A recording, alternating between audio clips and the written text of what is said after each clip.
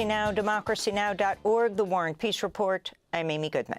The Pentagon's launched an offensive aimed at reopening the Strait of Hormuz, with low-flying jets and helicopter gunships patrolling the waterway for Iranian ships and one-way attack drones. The offensive got underway as Iran's Islamic Revolutionary Guard Corps published video appearing to show a U.S. F-35 stealth fighter jet being struck over Iranian airspace. The Pentagon said one of its $100 million stealth fighters had been forced to make an emergency landing at a U.S. airbase in the Middle East. On Thursday, Defense Secretary Pete Hegseth confirmed the Pentagon has asked for $200 billion in additional funding for the war in Iran. As far as $200 billion, I think that number could move, obviously. It takes money to kill bad guys. Iran's foreign minister warned Thursday his nation would show zero restraint if the U.S. or Israel attacks oil or gas infrastructure again. The warning followed Israel's bombing of the South Pars oil field, home to the largest proven reserves of natural gas in the world, and Iran's retaliatory strikes on fossil fuel infrastructure across the Gulf. On Thursday, Qatar Energy's CEO said Iran's attacks on Ras Laffan and other fossil fuel sites have knocked out 17% of Qatar's liquefied natural gas export capacity for up to 5 years, causing an estimated $20 billion in lost revenue each year while cutting off energy supplies to Europe and Asia.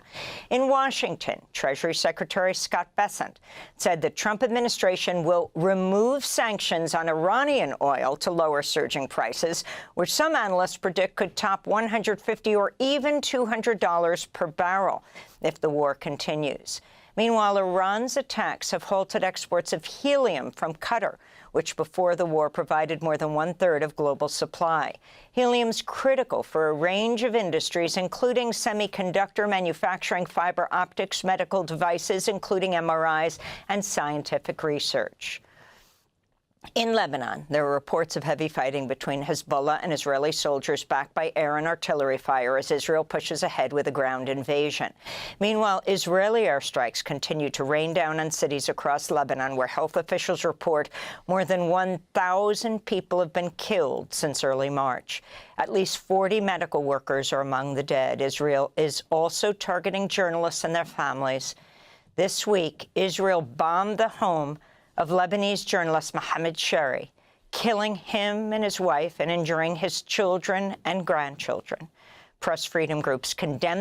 Yeah, it's the exact same thing they did in Gaza, where Israel's killed the most journalists in the genocide in Gaza than have been killed in any war ever, as far as we're aware, including World War II and stuff like that, where people were firebombing cities and stuff. So, I mean, they're just straight targeting journalists. They don't want their actions to be recorded, and whatnot. There's even a recording of someone, a British journalist, who's just standing there doing normal stuff, and then all of a sudden, a missile of some sort hits and explodes, I don't know, couldn't be less than 50 feet away from him, behind him, on an open road. There's not even anything there to bomb, but it was, so that was very, yeah. I mean, they're doing their normal stuff. The attack is a war crime. In a separate strike, Israel bombed RT journalist Steve Sweeney and a camera operator as Sweeney was reporting while wearing a vest clearly marked press. The attack left both men hospitalized. Further rocket attacks were reported against Nahariya and a minute.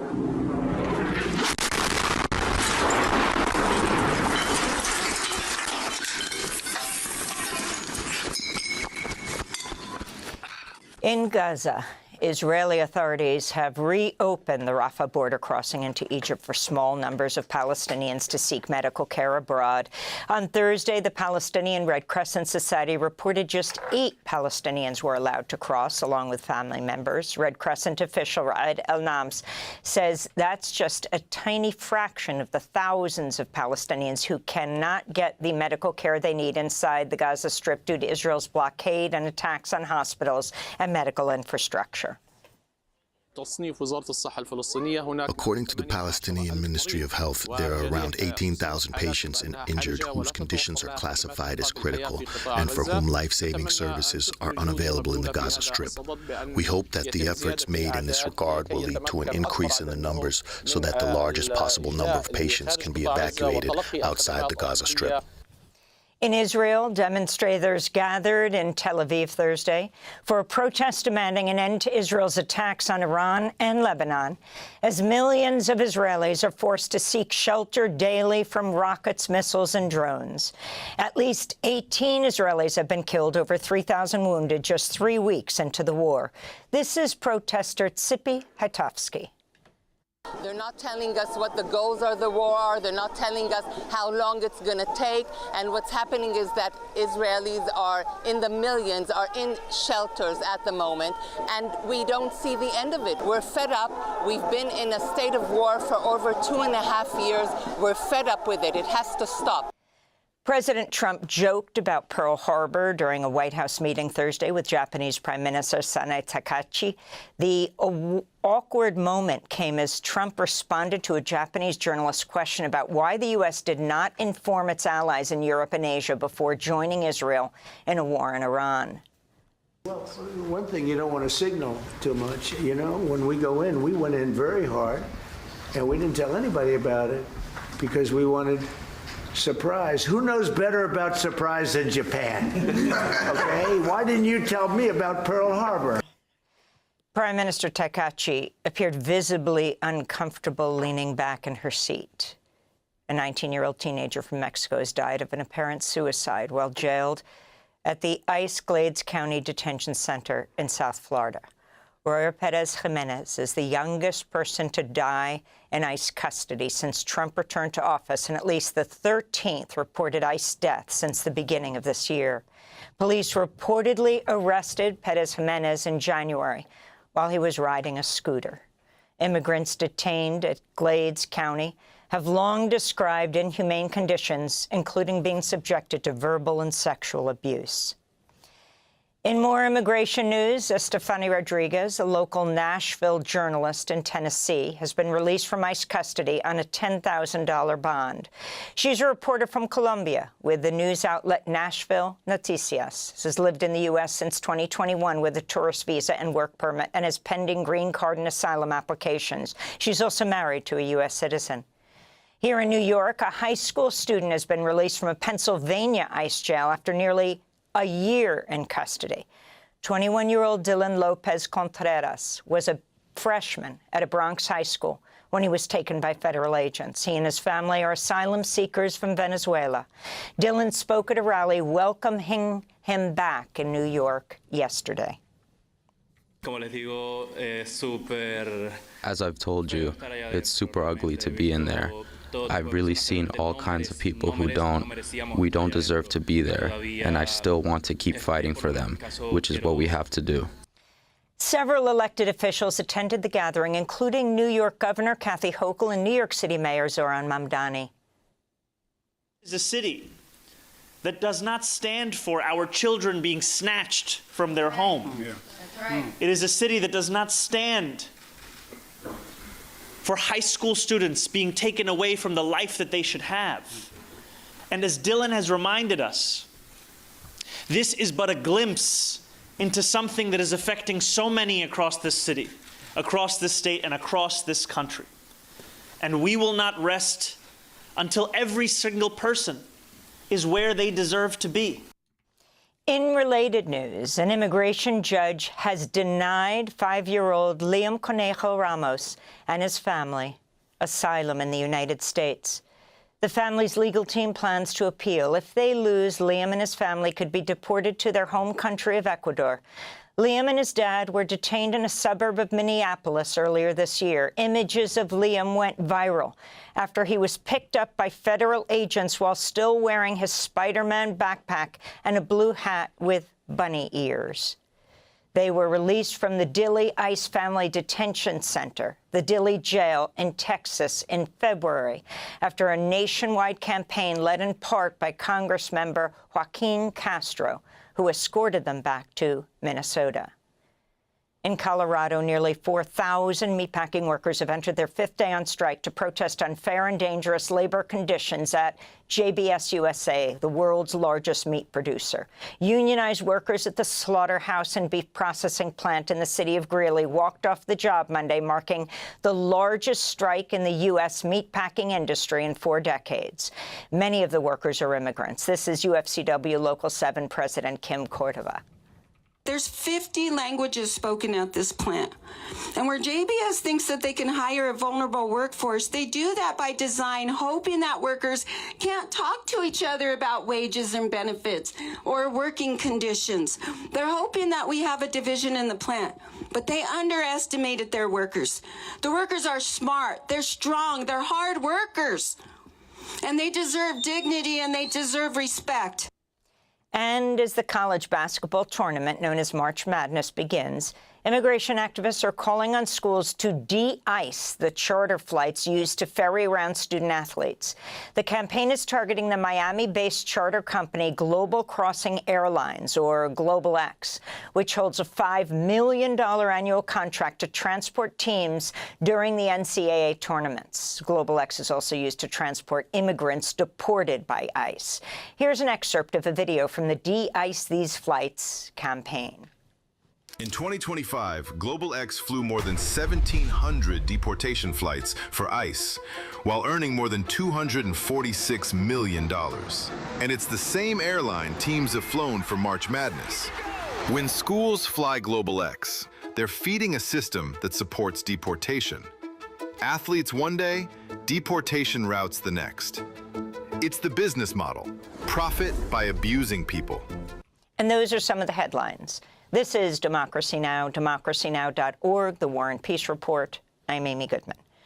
Thanks for watching Democracy Now! On YouTube. Subscribe to the channel and turn on notifications to make sure you never miss a video. And for more of our audience-supported journalism, go to democracynow.org, where you can download... Thanks, Amy. Israel attacked Iran last month. Tehran has effectively choked the strait, weaponizing the waterway during the conflict. It has relied on a range of asymmetric tactics, including drones, naval mines, and fast boats equipped with limpet mines to control maritime traffic in the strait, which borders southern Iran. The U.S. says it has been attacking the Iranian Navy in response. The A-10 Warthog is now in the fight across the southern flank and is hunting and killing fast attack watercraft in the Straits of Hormuz. In addition, AH-64 Apaches have joined the fight on the southern flank, and they continue to work on the southern side. President Donald Trump has urged Washington's allies to deploy naval forces to help secure it. It's become a loyalty test for the U.S. government. You know, the problem with NATO is we'll always be there for them, but they'll never be there for us. On Thursday, 6 international powers, including Britain, France, and Japan, said in a statement they were ready to help secure the safe passage. But for now, they have resisted Trump calls in the short term to deploy military assets. The UN says it's working on an evacuation plan for the thousands of ships stranded. The war in Iran has now a new objective: to guarantee safe passage through the Strait of Hormuz. It's also a test of U.S. power and the limits of military solutions in a globalized economy that is on the edge. Teresa Wu, Al Jazeera, Arlington. Well, President Trump's characteristic strong-arm diplomacy faced blowback across the news media this week after the US president scolded NATO allies for failing to heed the call for an international coalition to secure that Strait of Hormuz. Let's go back to Manny in the newsroom for a look at how it's all been covered by the US news. You can really see this divide playing out across U.S. news headlines, with articles zeroing in on a growing rift between the U.S.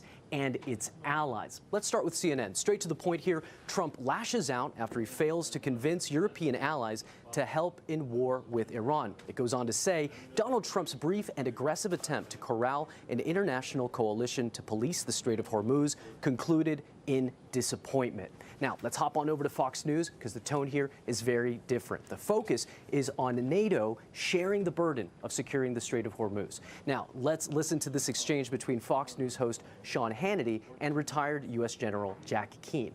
We're not going to send our own ships down there, Sean, if they're going to be sitting ducks to the Iranians. That's why we're not doing it right now. We want to remove that threat and bring the risk down to something that's quite manageable. Yeah, well, General, it's sad to me because this benefits their countries way more than ours. The tone from Fox News very much in line with the White House. But let's go over to the New York Times. They're looking into the attitudes from NATO. Why won't Europe help Trump in Iran? Let's count the reasons. New York Times breaks this down into 4 bullet points for us. Number 1, they, European countries, never wanted this war and don't want a part of it. Number 2, it's not NATO's job. 3, they don't think it'll work. 4, even if it did, it could prolong the war. This article outlines a very key point here, which is that even longtime allies are questioning not only U.S. strategy in the Middle East, but the end game. Let's hop on over to NBC. This is late night show host and comedian Seth Meyers. This is what he had to say about Trump's attitude toward NATO. You called them obsolete, sloppy, and fat, and now you want their help? It's like breaking up with someone, then immediately asking them for help moving. I know I called you obsolete and sloppy, but I didn't say you were bad at carrying things. Now, hop to it, fatso. I got a date tonight. All jokes aside, at the end of the day, these late night shows are how millions of Americans are getting their news. But let's head on over for one last headline from PBS. Trump's failed strong arming of allies on Iran shows that pressure is losing its effect. And that's the real question here, isn't it? Is the United States losing its influence among its friends? You can take a step back and look at all of these headlines, and there isn't a single narrative, but there is a common thread. The war isn't just testing America's military strategy in the Middle East, it's testing the strength of its alliances. And those alliances have weathered tough times before, but that doesn't mean they're immune to long-term damage. Joining me to discuss today is Donald Jensen, a former US diplomat to Europe, and Heino Klink, a former US Deputy Assistant of Defence to East Asia. Thank you both for coming in. Donald, I'll start with you. The US President has today called NATO allies cowards. Does he want them involved in the conflict or not? Well, we have a crisis in the alliance, to be obvious. And I would say there have been many crises over the years, but this is really, I would say, given the geopolitical context, much worse than before. And in fact, we have a crisis ultimately of trust between President Trump, the White House, the U.S., United States, and Europe. This started over Ukraine. It started over a lot of other factors like misperceptions and disagreements about European security, and now it's gotten much worse. And this is unlikely to be resolved anytime soon. And in fact, to some extent, the sides are making it worse.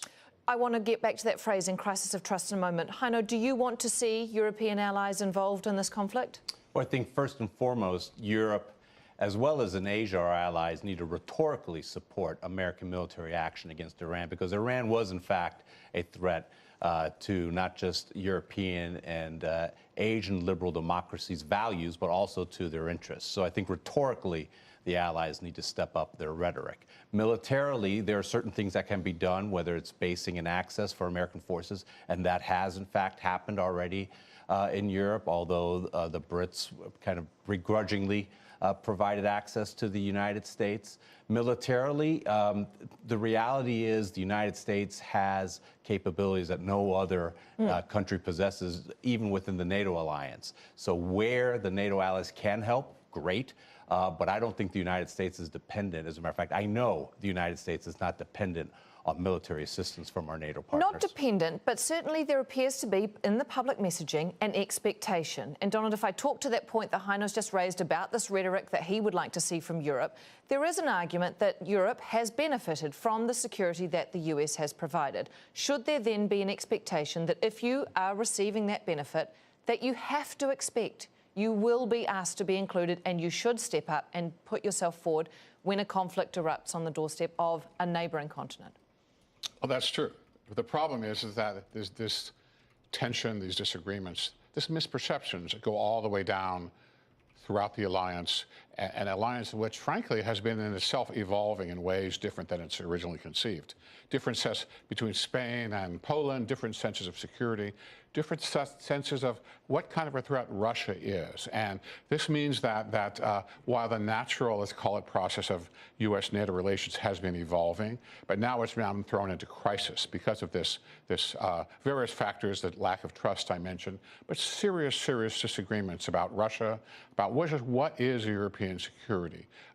Now we're talking about maybe nuclear proliferation, as the French and others have talked about their own nuclear sides. These are not military issues only. These are geopolitical and political issues, as we used to say in the government, Paul Mill issues. And that means that all the sides involved, they have to really dig in to get some solutions to these new challenges. The challenges are new. They're not like the traditional Cold War sense of what the alliance would be. Yeah. And now the war has become, Iran war is becoming linked to the Iran war, to the Ukraine war, and it's becoming a greater conflict, partly because of the way the allies have, let's say, misunderstood each other. We saw at the top of the show a bit of pushback there from NATO being involved, because there are a couple of layers here perhaps to explain to our viewers. There's, of course, individual European countries' response. There is a European Union, which of course is an economic alliance largely. It is not a military one. There is, of course, the NATO defensive alliance. And when we talk about NATO involvement here, it was never meant to be a defensive alliance against any conflict in the Middle East. That was not its defining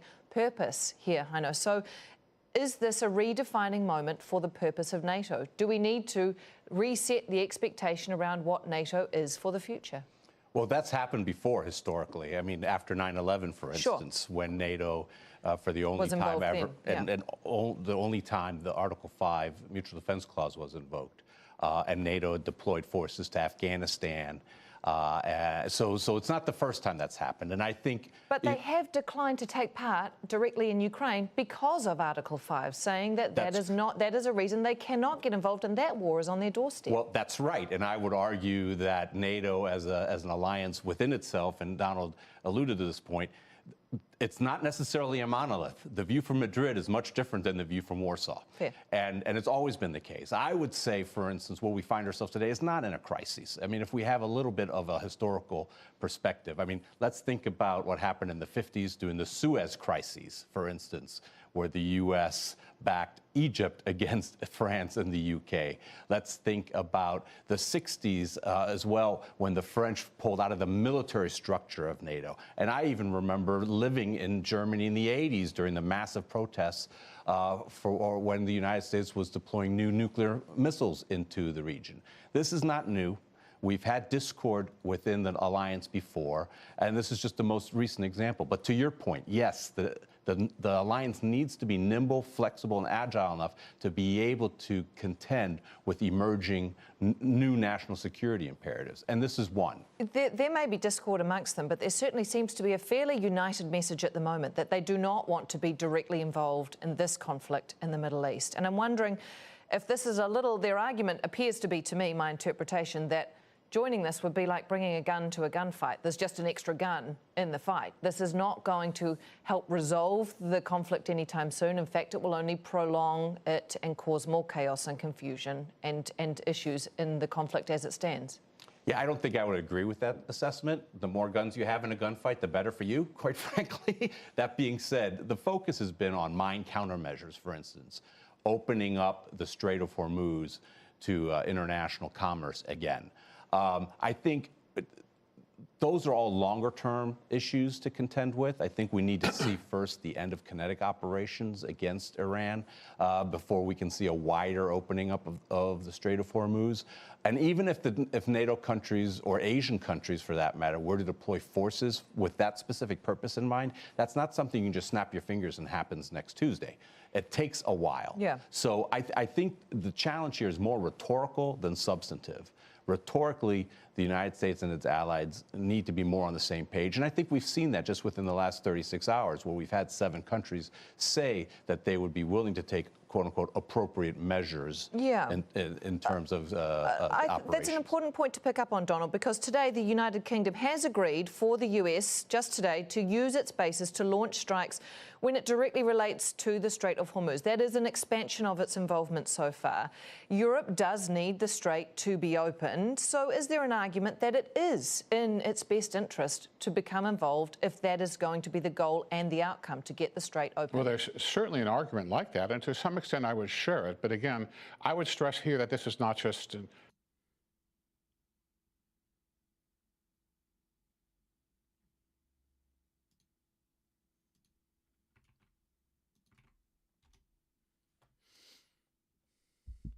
Now, this is interesting. So the SAVE Act has all the voter ID stuff in it. Apparently, someone just filed to make an amendment to the act to make it so if you're born before 1961, you wouldn't have to prove your citizenship. So if you think about that, that is anyone who is 64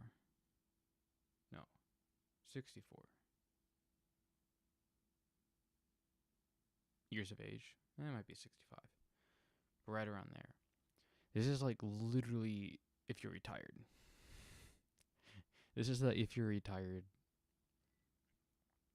retired old person amendment, which is I don't understand how this makes any sense. I mean, I get that part of the problem with the SAVE Act is, technically speaking, this is something I've seen some other people talk about, but a lot of people talk about how, this is voter disenfranchisement, and yes, it is, but it's kind of also the case that marginalized people have been, whether they be black, brown, or women, have kind of been at the forefront and been watching this more than anyone else, and because of that, and because of laws that have been passed that have disenfranchised them other ways, they're kind of on top of it more than other people. And so while it does disenfranchise them, what actually hurts them most is disenfranchisement either multiple times over a long period of time that just creates apathy, or disenfranchisement that happens too soon to react to, right? You go to a voting poll place and they tell you it's wrong when you didn't even have an opportunity to find out it was wrong, as opposed to changing someone's someone's place, 6 months ahead in the future, and it's still, within 15 minutes driving distance. That's kind of a change like that wouldn't have as much effect on marginalized people, even though it's still voting. It's trying to reduce the amount of people who vote, nonetheless. So that the problem with the SAVE Act is there are so many requirements, and it also gets rid of voting by mail, except for some people, that the whole problem is all the old people kind of wouldn't be able to vote because they vote by mail most of them do. They don't walk to a polling place, which makes sense. A lot of them are really old, and honestly, sometimes when I see elderly people, I think it would really be in their benefit to have done physical therapy or activity older in their life, so they weren't couch potatoes as often. Some of them aren't, but a lot of them are, and so getting the poll place is just too much for them. And the reason a Republican is doing this is because a lot of old people are the most conservative. They are the most likely to be a Republican voter. So the problem with the SAVE Act and getting rid of mail-in ballots is literally that it would reduce the conservative vote. And not just in a way, in a way that is hard, in a way that is almost more effective than anything else, because it's not just driving 3 hours to a poll place, which a person can do. If a person is working a normal job and they're 30, 40, whatnot, and they have to drive 3 hours at a poll place, yeah, it sucks, but they could take some PTO and go vote if they really thought it was worth it. Now, they might not think it's worth it, but they're totally able to do that. It's just super annoying. But an elderly person might literally like risk their health walking to the poll place, and it might take them to get to 15 minutes. It might literally take them, you know, an hour round trip of like time of just like walking and whatnot. And that can be annoying, and like that risk to their health and that time walking can be too much. It's like way more apathy. So I can see why this amendment is put into place, but like it's way too transparent in terms of like who exactly this is for and why exactly it's going in. It's not like these people, as far as I'm aware, they have birth certificates, they can get IDs. It's not a problem of like they lack documentation. Like it'd be a different question if this was like they literally don't have documents. Like we started in 1961. That was when birth certificates were invented. That's when we started doing IDs or something, and like these people literally don't have them. That would be a different matter. It's not true. It's literally not how it is, right? So it's literally just to make it so that the conservative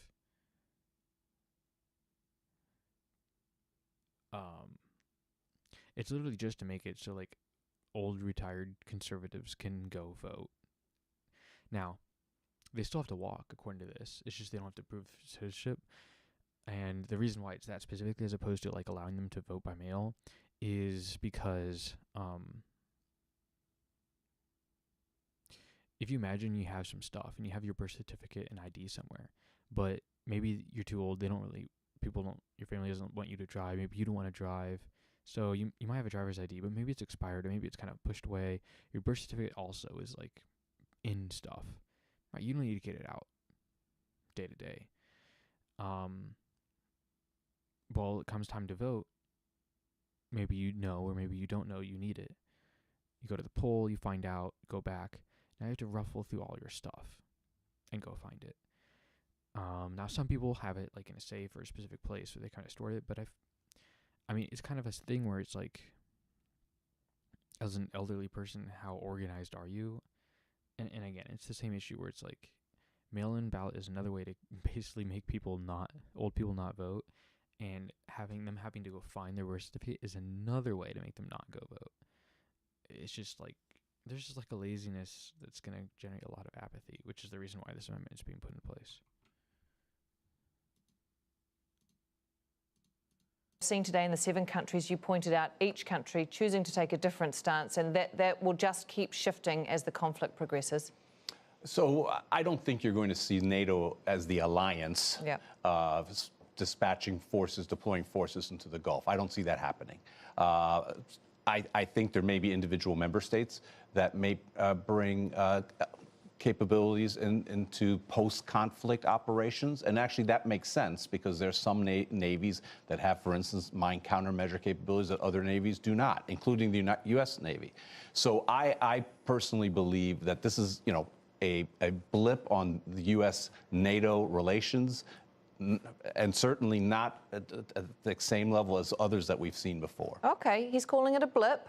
Donald, last word to you. Well, does this change? Does this change the nature of U.S. NATO I would alliance? raise the question as well whether the Europeans will use this, I hate to say opportunity, this chance to raise pressure on other issues which may well be almost as concerning as Hormuz. In particular, the European clear displeasure with Trump's approach to Ukraine, that they might say, okay, we will help you, Mr. President, on Hormuz if you are more solicitous about Ukraine's military and economic needs. That could happen.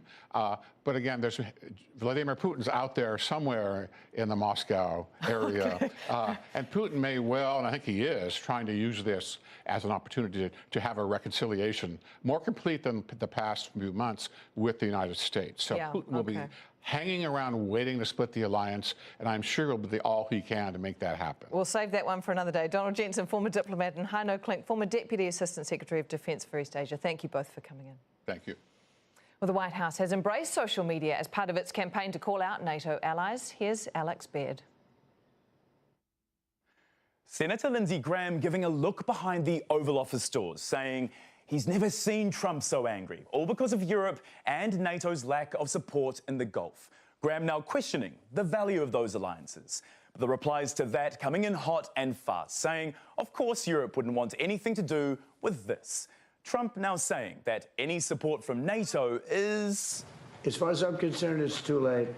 In a new Truth Social post, the president labelled NATO a paper tiger, saying his allies are cowards and that he would remember. Other conservative commentators backing Trump, saying statements like this from NATO are too little, too late. But that approach to Europe has split the Republicans. Congressman Don Bacon saying the tone from the White House is appalling and that the denigration of US allies has been terrible. Other voices telling the president he has gall to accuse NATO of having a very bad future, considering his threats over Greenland, Canada, and his lack of recognition over the bloc's troops. This video from conservative heavyweight Bill O'Reilly with a warning. So the USA is alone in dismantling Iran, along with Israel, of course, but pretty much alone. And that is not a good situation. A widening gulf between the US and its allies that O'Reilly says is not a good situation to be in. Or what their potential. That's all from DC. We head back to Doha.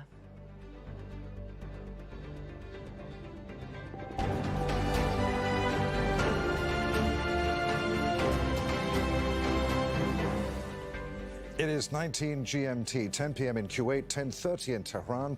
This is Al Jazeera with continuing coverage of the conflict between the US, Israel, and Iran. I'm Adrian Finnegan.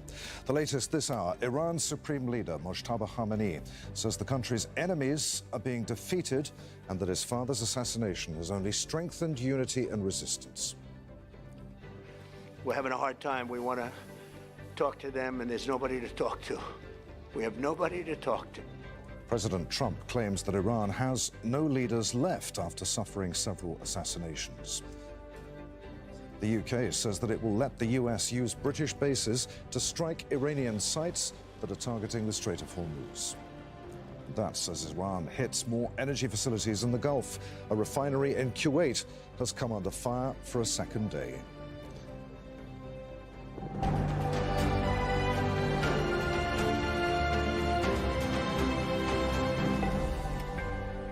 Iran's supreme leader has used his Persian New Year address to label the US and Israeli attacks on his country a gross miscalculation. In a statement, Mojtaba Khamenei said that the enemy tried to create fear and despair among the public. He thanked Iranians for showing opposition to what he called global arrogance during recent violent protests. And he said the targeted killings of several leaders, including his father, Ayatollah Ali Khamenei, created incredible unity among the population. Funerals have been held for two of the high-profile Iranian figures assassinated this week. Ismail Ahmadi was the intelligence chief of the Basij, the internal security force, while Ismail Khatib was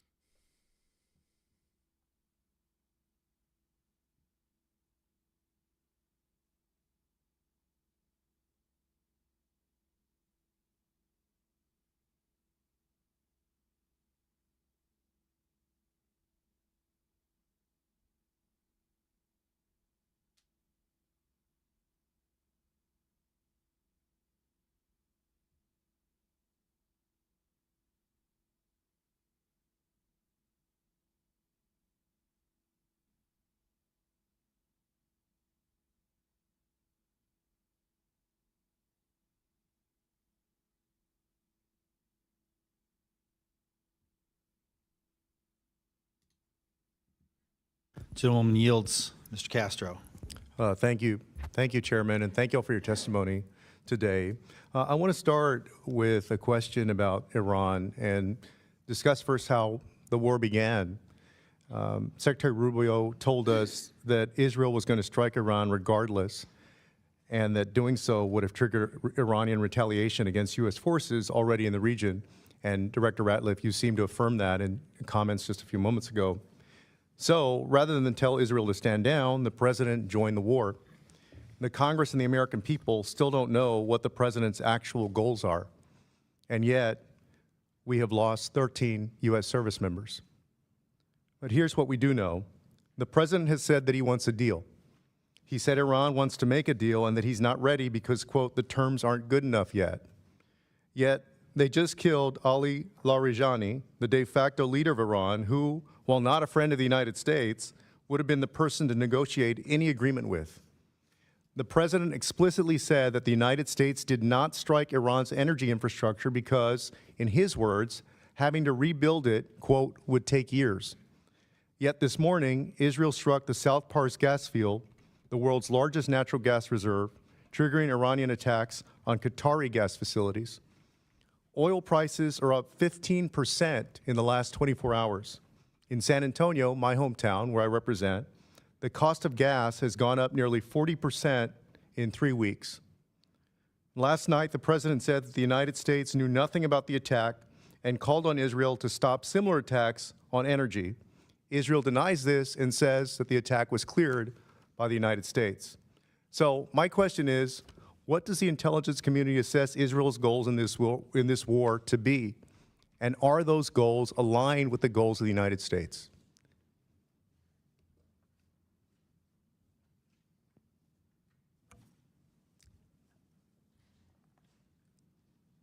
I'm thinking carefully here about what can be said in this open setting versus a closed setting. Are the goals aligned? The objectives that have been laid out by the president are different from the objectives that have been laid out by the Israeli government. And how do they differ?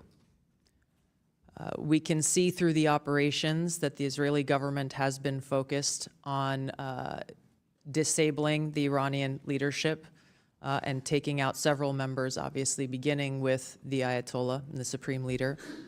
And they continue to focus on that effort. And how does that differ from our goals?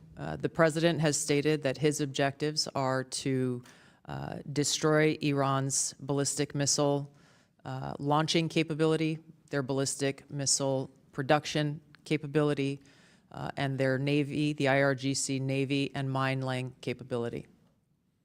So the death and destruction continues. The economic cost to the United States, to Israel, to the Gulf states, and to the world continues to increase.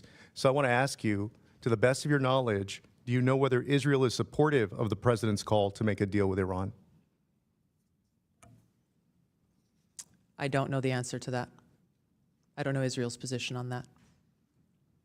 And to what do you attribute Israel's decision to strike Iranian energy infrastructure, despite President Trump's call to keep those facilities off limits?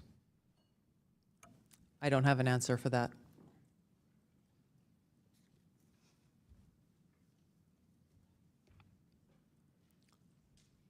So they ignored the president. Do you agree with that? I'm not privy to any of their deliberations or what went into their calculus in launching this or other attacks. We are not involved with in the operational element of this. We're providing continuously on a daily basis the intelligence assessments of the events that are occurring. And I guess I know the FBI can't because they're domestic, but can anybody else at the table provide any insight into that?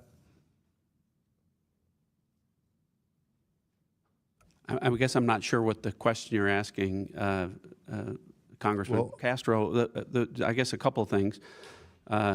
The goals that the president set out are clearly defined. The DNI related those.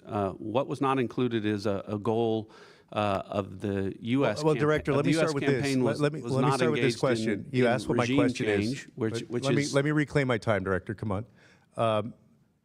Do you know why Israel decided to strike that infrastructure, despite the fact that the president said it should be off limits? I wouldn't speak for Israel. What do you guys know? We're at war. What do you guys know? We'll have to take that for the record. Yes, let's take it for the record.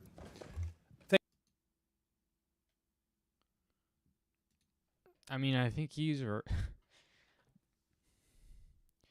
when you watch these, I think you come to realize that there's something about the way that we organize. I've decided to organize these sort of like depositions, and like questionnaires of people, because basically you have a committee, and a committee is in like a chamber for this committee is where these discussions happen. So committee members can then ask questions, and the chairman kind of keeps track of time. So like originally it would make sense. You have, I don't know, 20 people in the committee, whatnot. You don't want to spend infinite time. So each person does, you know, you get some time, you get 5 minutes, you can ask them questions, you can do what you want, and they get an answer. The problem, as you can see, is while it is very well organized, it turns out to not be that useful when it comes to getting answers from people who we should get answers from. Like, the American people deserve to get answers from, and who are struggling to answer. Or want to, or like answer in ways that soak up a lot of time in ways that maybe aren't productive. Like maybe ask a question that you think might be productive in some way, but then the answer is not all that productive. And so you want to ask a different question. Well, if the answer costs a lot of time, you end up spending a lot of time doing something that's not very productive. So I do think there's an issue there, and that needs to be thought about how to better organize these sort of sessions, so that like real answers can be extracted from people. Because like what we just saw there is Pam Bondi's like, oh, I don't know anything. All I know is what we have in intelligence, but I don't make any decisions or know anything about anyone else's decisions. Now, it can be true, and this is actually part of it's kind of part of the design almost, but not entirely, but it's part of the thing where you have someone who goes and gathers intelligence. Someone else then puts that intelligence together into plans, and then someone else picks those plans. And so neither the person who gathers the intelligence nor the person who makes the plans might actually be in the room where the decisions quote unquote are being made. And so it's technically true that they don't know why any given decision was made, or necessarily the conversations that happened between the president and Benjamin Netanyahu and whatnot. While that might be true, it's kind of part of the design to like keep them in the dark, right? It's part of the design to make sure like the leaders of these things which are engaging in military acts aren't technically engaged in the military decisions. And because of that, they can kind of get away with saying this thing. That said, if you're an intelligence officer, like it's kind of it could be suspected to be under your purview to know things, including what the Israelis think. You know, like that's kind of part of your theoretical job. Is to know what other people think, you know. Yeah, I mean, it's the whole like thing about spies. Is the whole goal of spies is to know what other people are thinking about and working on and doing in their own space. What is Israel thinking about? What are they doing? Should be at least part of the calculation that they're working on. So how do you have the implication here is that she has no intelligence about anything they think now, anything they thought previously. There's nothing to build on at all, which I think is probably wrong, disingenuous. But even if it wasn't, then that's alarming. It means you're not trying. Like you're too trustworthy. It's basically saying like we trust the Israelis with their decisions, which is again another contradiction there, because the whole thing is like, oh well, Trump literally said don't do this thing, and then they broke their trust. Like, don't you think that's a problem? Like maybe we shouldn't trust them so much. So, but ultimately when you get down to it, they're down for what's happening. So how much, realistically speaking,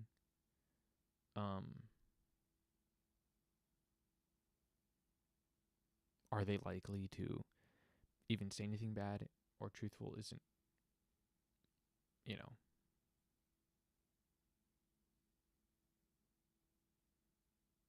isn't likely to come to light.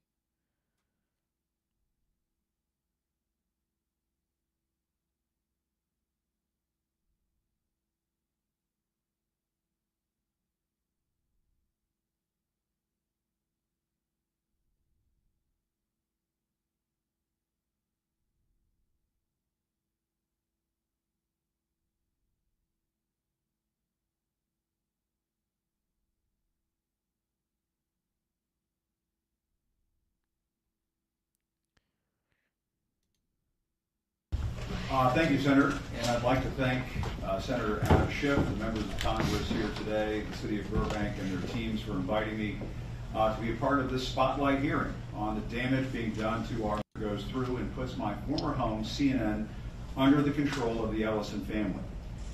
You see, the President of the United States, Donald Trump, has cracked the code on how to hurt the press in America. You may recall Trump and his team. Okay, I don't care about that. Let's see how oil is. I mean, it's up on the day. Looking to pass 100. I mean, at this rate,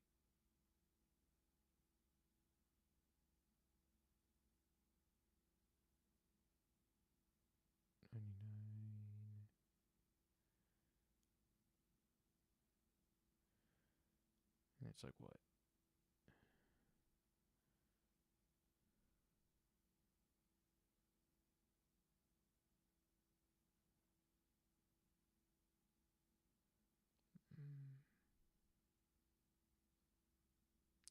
Every 2 hours it goes up by $1. So, you know, about 4 hours from now, about 6:15, 6 o'clock probably, we might be looking at it hitting $100.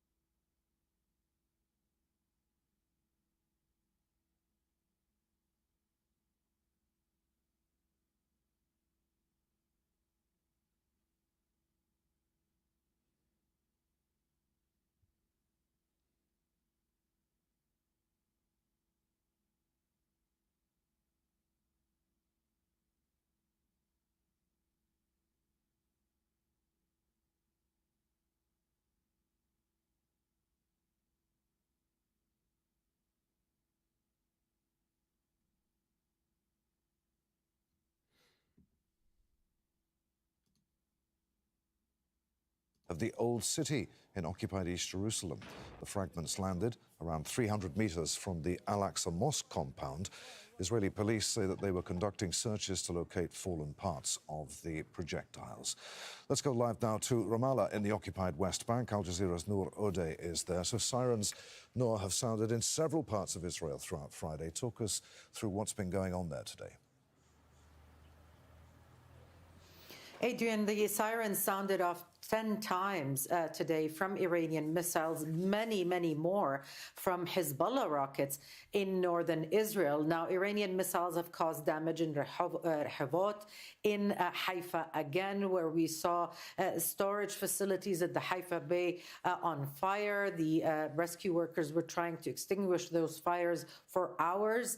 And the oil refinery continues to assess damage from overnight strikes from Iranian missiles as well. Not a high number of civilians injured, but certainly a lot of damage. The most shocking was perhaps the interception debris, as officials called it, in occupied East Jerusalem. It fell very close to the Al-Aqsa Mosque compound, which is closed by Israeli occupation authorities, and it damaged several cars also in the vicinity. Not a lot of people were injured, none seriously for sure, but certainly this is a reminder that interceptions have to fall down somewhere, and when they are intercepted over neighborhoods, over a place that is tiny, like the old city of Jerusalem, which is a very small area in space, very holy to millions and millions of people, it will fall down where people live, and those places do not have protection. The Israeli government has extended the state of emergency until the 1st of April, so no public gatherings. It has pledged to provide safe rooms in Jerusalem. We'll have to see if Palestinians in occupied East Jerusalem get those. And it says it will allow up to 150 people to enter the mosque and other holy sites in occupied Jerusalem by the beginning of April. Al Jazeera's Noor Uday reporting live from Ramallah in the occupied West Bank. Many thanks indeed, Noor. Iran has carried out another wave of attacks on regional countries. There have been drone and missile strikes across Kuwait, the UAE and Saudi Arabia on Friday. A refinery was struck in Kuwait. It's the second day that Iran has targeted Mina al-Ahmadi refinery. The state-owned oil company says no one was killed or injured. The facility is a major oil export hub. Let's go live to Malik Trainer, who's in Kuwait City. Tell us more about this hit on that oil refinery there in Kuwait.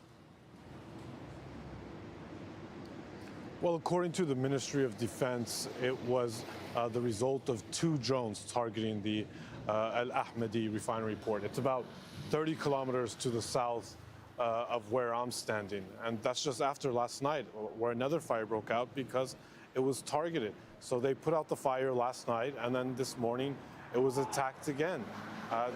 They've now put out that fire. Like you said, nobody was hurt.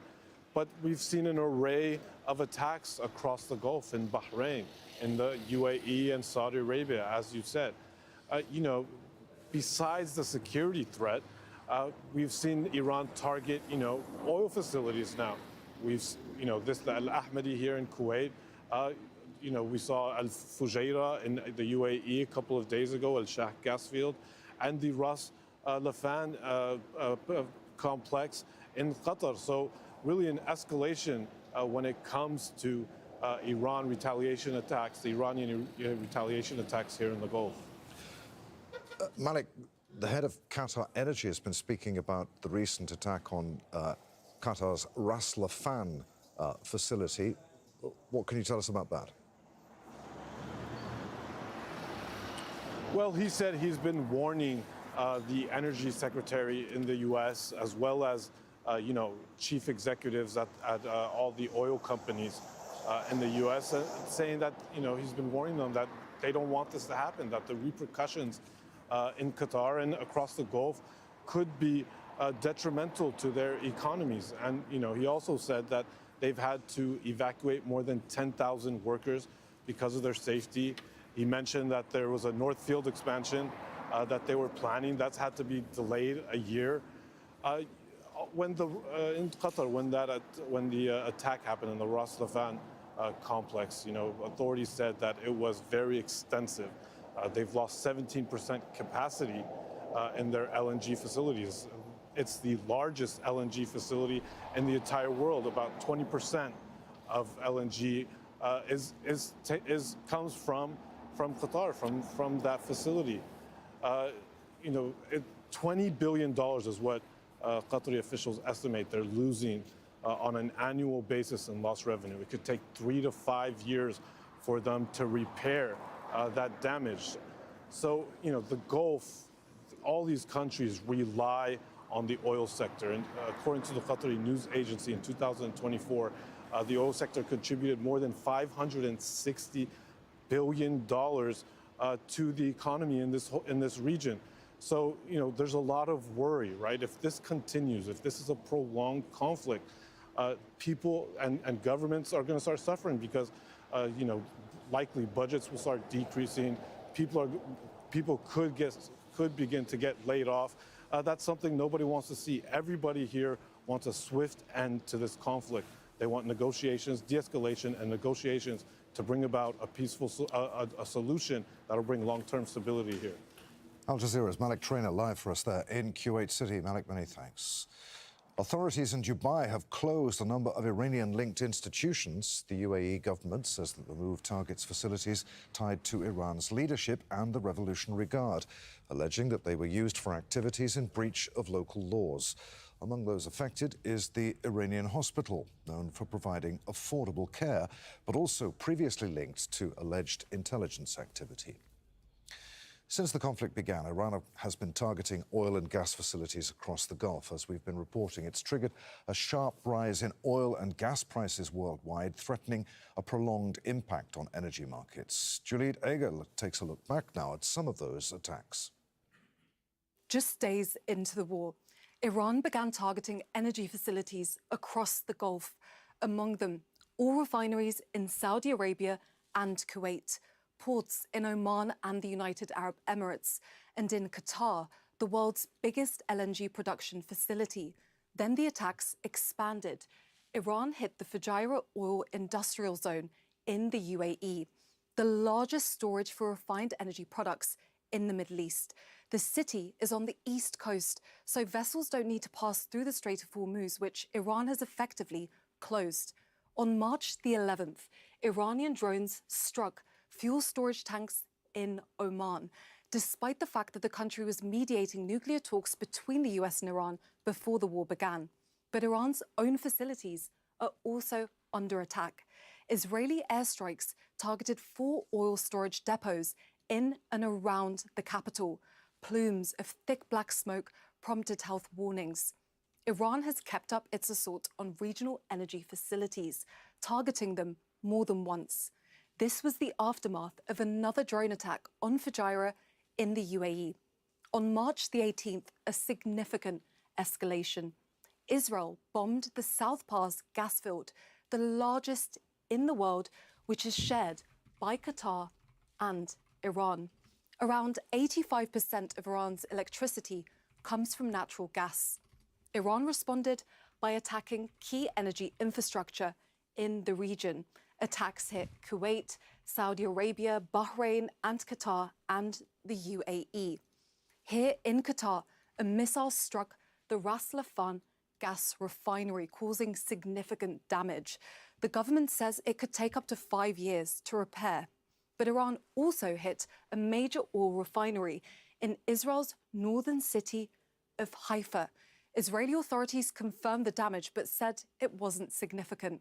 The latest strikes have added to an already sharp increase in oil and natural gas prices worldwide, and fears are growing of a full-blown global energy crisis. Sri Lanka denied a US request to land 2 fighter jets before the conflict in the Middle East began. President Anura Kumara Dissanayaka revealed that his country received the request 2 days before the US and Israel struck Iran. He also said that a request from 3 Iranian naval ships to visit its ports was denied on the same day. The United States asked for permission for 2 of its fighter jets to fly into our Matala airport, while Iran requested a port visit for its naval vessels. What was the decision we should have taken? We decided very clearly, given our neutrality, and we didn't give permission to either. European Union states have been discussing the situation in the Middle East and rising oil prices. They called for an end to attacks on energy infrastructure. Al Jazeera's Steph Vassen reports now from Brussels on those discussions. 27 European member states, all facing the same energy crisis, but all in a different way. And that's why at the summit on Thursday, there was no decision on a common approach to tackle this energy crisis. The message was that all the individual member states will have to come up with targeted, tailored and temporary solutions. For example, Spain is going to lower its fuel tax. Germany is going to approach it in a different way. They're going to have a sort of special tax for energy producers who are making excessive crisis profits. So all the countries now have to look at state subsidies, all kinds of measures to help the industries.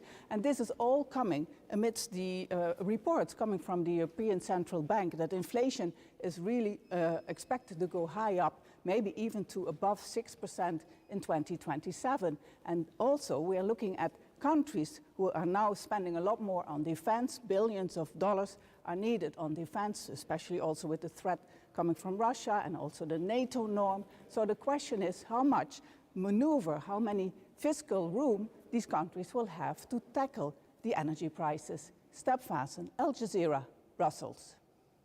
The Iranian women's national football team has arrived in Tehran after several members attempted to claim asylum in Australia.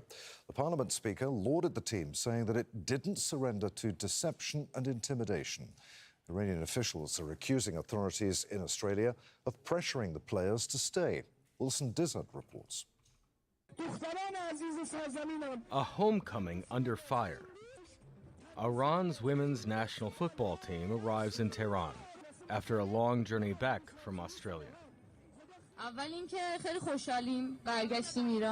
First of all, we are so happy to be in Iran because Iran is our homeland. Whatever hardship we went through wasn't worth staying there.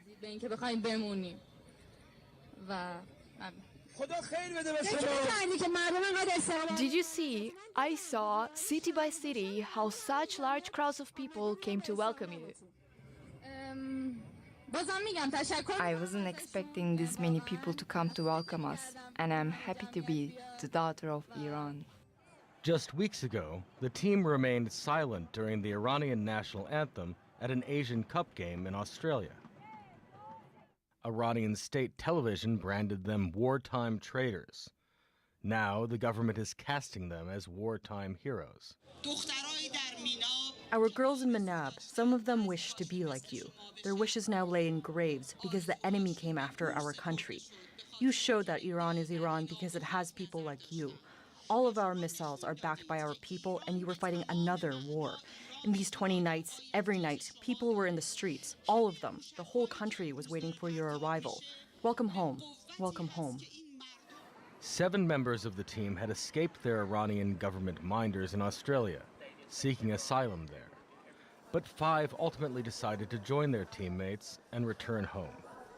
In Australia, people are able to change their mind, people are able to travel. And so we respect the context in which she has made that decision. Fateme Pasandide and Atife Ramazani-Sadeh have received humanitarian visas in Australia and have been pictured training with a team in Australia, the Brisbane Roar. Like their homelands, their future is uncertain, but 21-year-old Pasandide posted an optimistic message on Instagram. Everything will be fine. Wilson Dizzard, Al Jazeera. In other news, at least 50 people have been injured in a fire in South Korea. Hundreds of firefighters battled to contain a blaze at a car parts factory in the city of Daejeon. The cause wasn't immediately clear. Around 14 people are still missing. Stay with us. We'll be back with the latest for you right after Upfront next.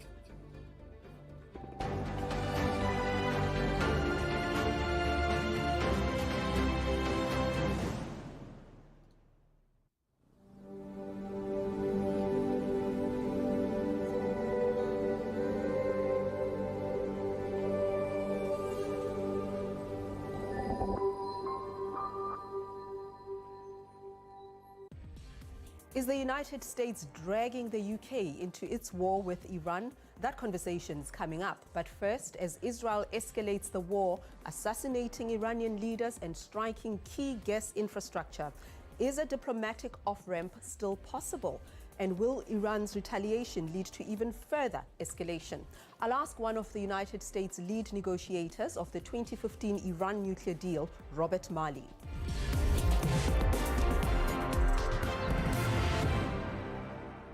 Robert Malley, welcome to Upfront. Thanks for having me.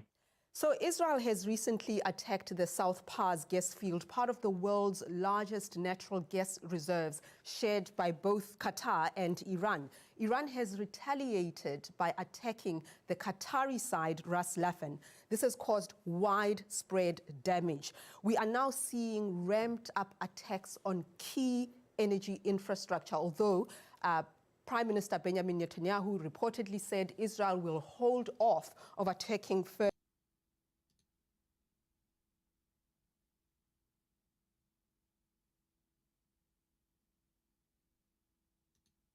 Director Austin Rouser and builder Chris Hawkins to look at our infrastructure so that we can make sure we're doing the right things when it comes to street repairs, when it comes to potholes that everybody loves. We're looking to get those addressed. We're also working on a streetcar that you might have heard about.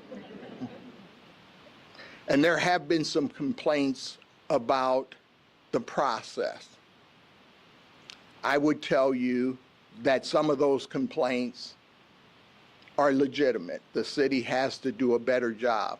Our construction partners have to do a better job. Our project managers have to do a better job. So we have had a series of meetings with the Streetcar Alliance. We've also had some very frank discussions within city government about how we can be better. One of the things I believe is that government should provide customer service as they are doing these projects. And so we are going to do that. We made some significant changes this morning in our meeting, and we will be accountable to the people of this community for not only delivering a project that will be on time, but will be done well. I would want to make sure everybody knows that you can get anywhere in this city. I was just at a volleyball match where they set a pro record of 16,838 people. Somehow they managed to get to the CHI Center. I was at the Orpheum on Friday evening, and somehow they managed to get a full house to the Orpheum. So to the people of Omaha, you can get downtown, you can get to Midtown, you can get to Blackstone. Please, if there are organizations, establishments that you've frequented in the past, go back, support those businesses. We've been very intentional about doing that within the mayor's office. We've had meetings with a couple of our city council members in Blackstone. We've had our Christmas party in Blackstone. We've gone to Midtown for meetings. I've gone to Midtown and downtown for presentations. You can get anywhere in this city. So let's make that concerted effort.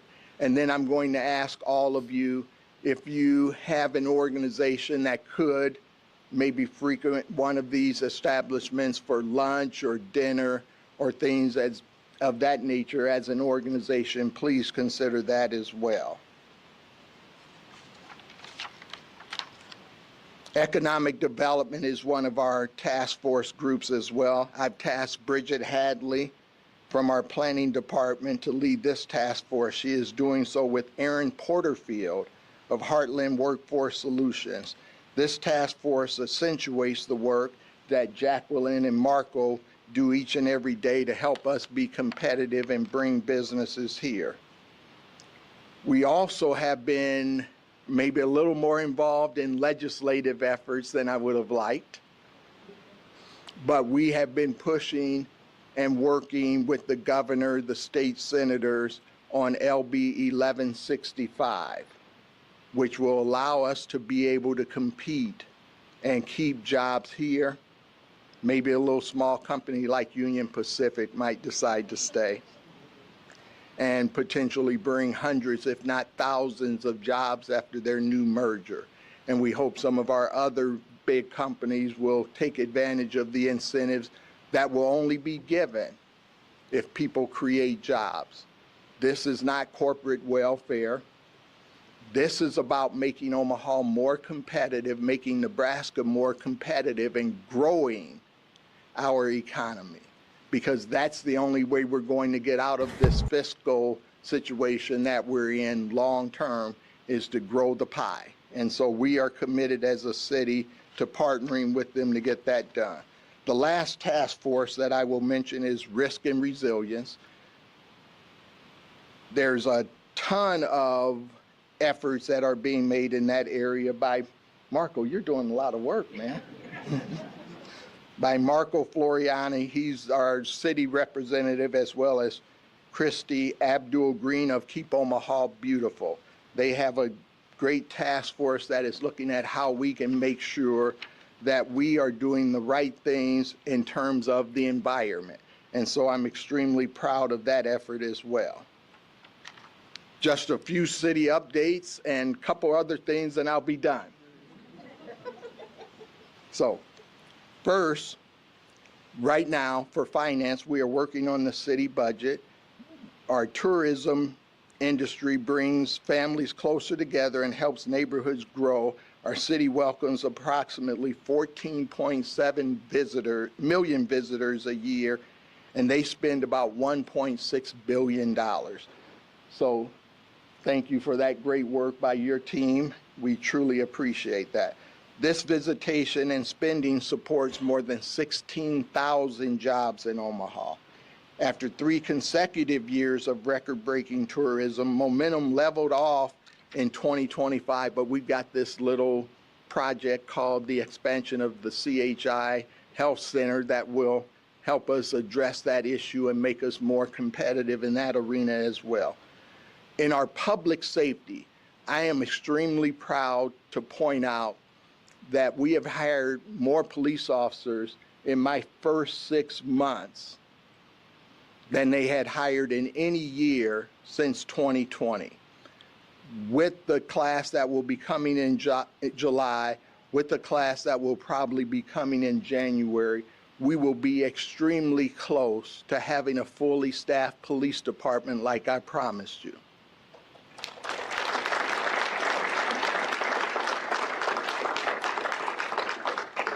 We also will be hiring 37 firefighters that will start on March 30th.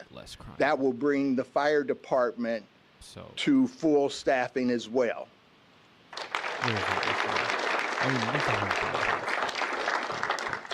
And after Tuesday, they asked me if I might take a shift or two, so you might see me with the fire uniform on.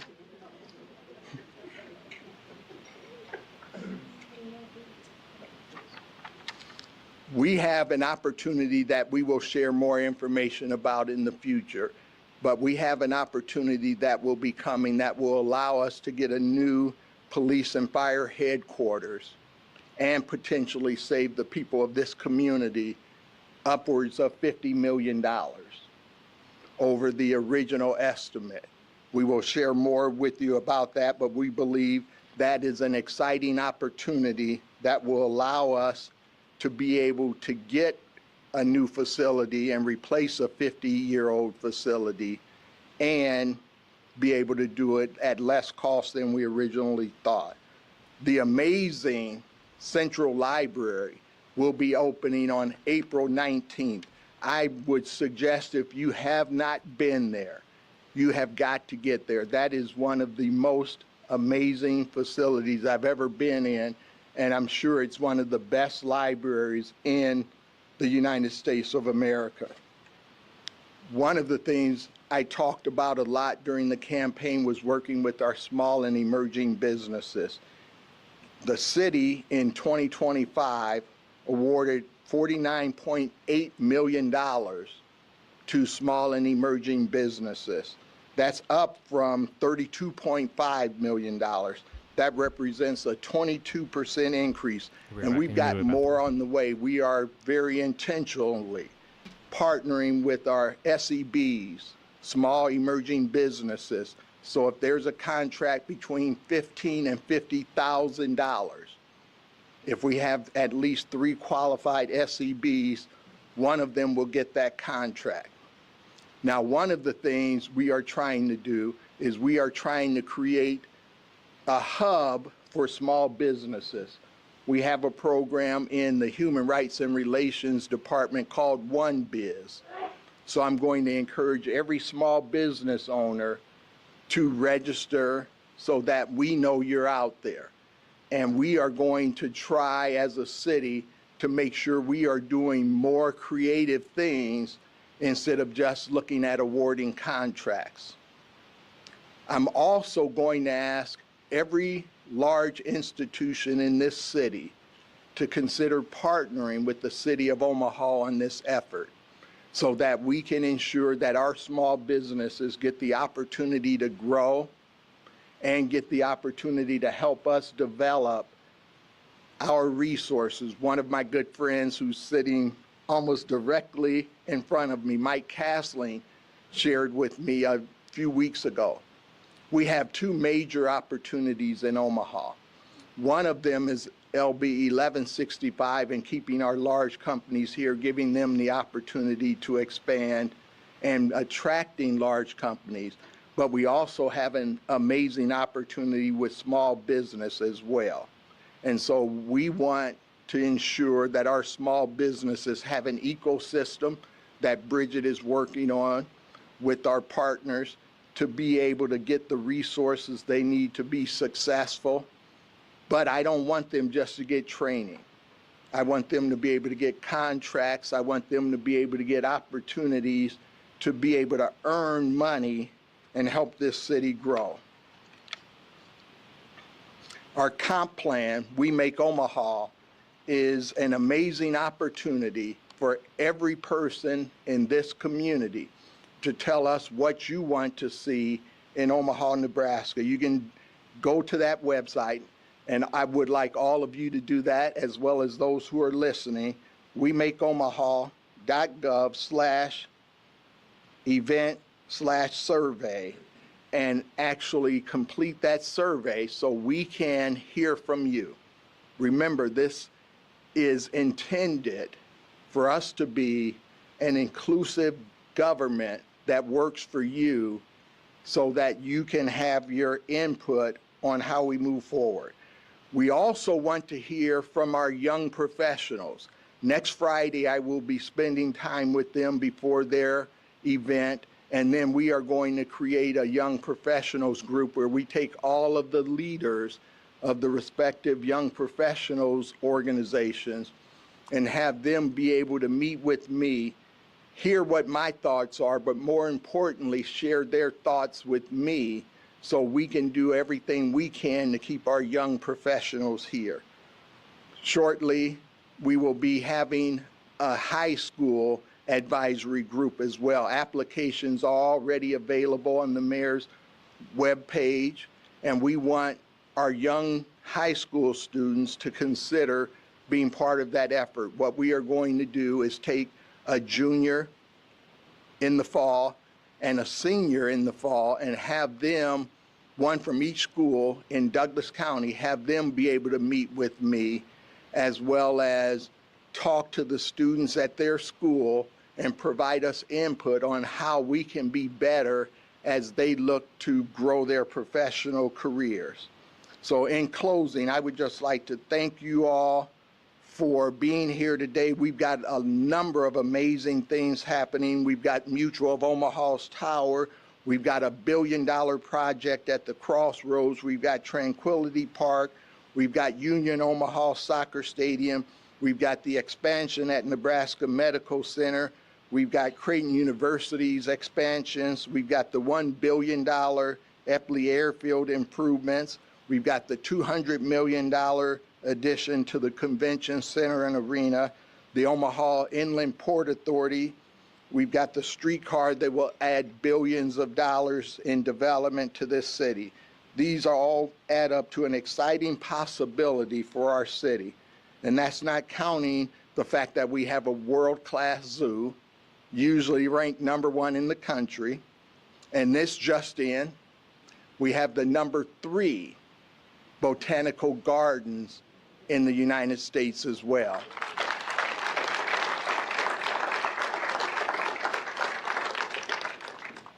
I am happy to report that your city is in amazing shape, and we have amazing opportunities. I'm proud to be your mayor. Let's partner together and let's get great things done. And I'm going to ask you all to stand for just a moment.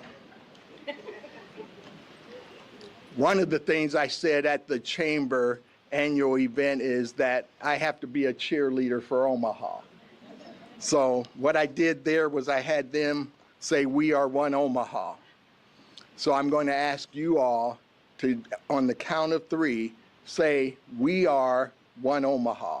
1, 2, 3. We are one Omaha. Thank you very much.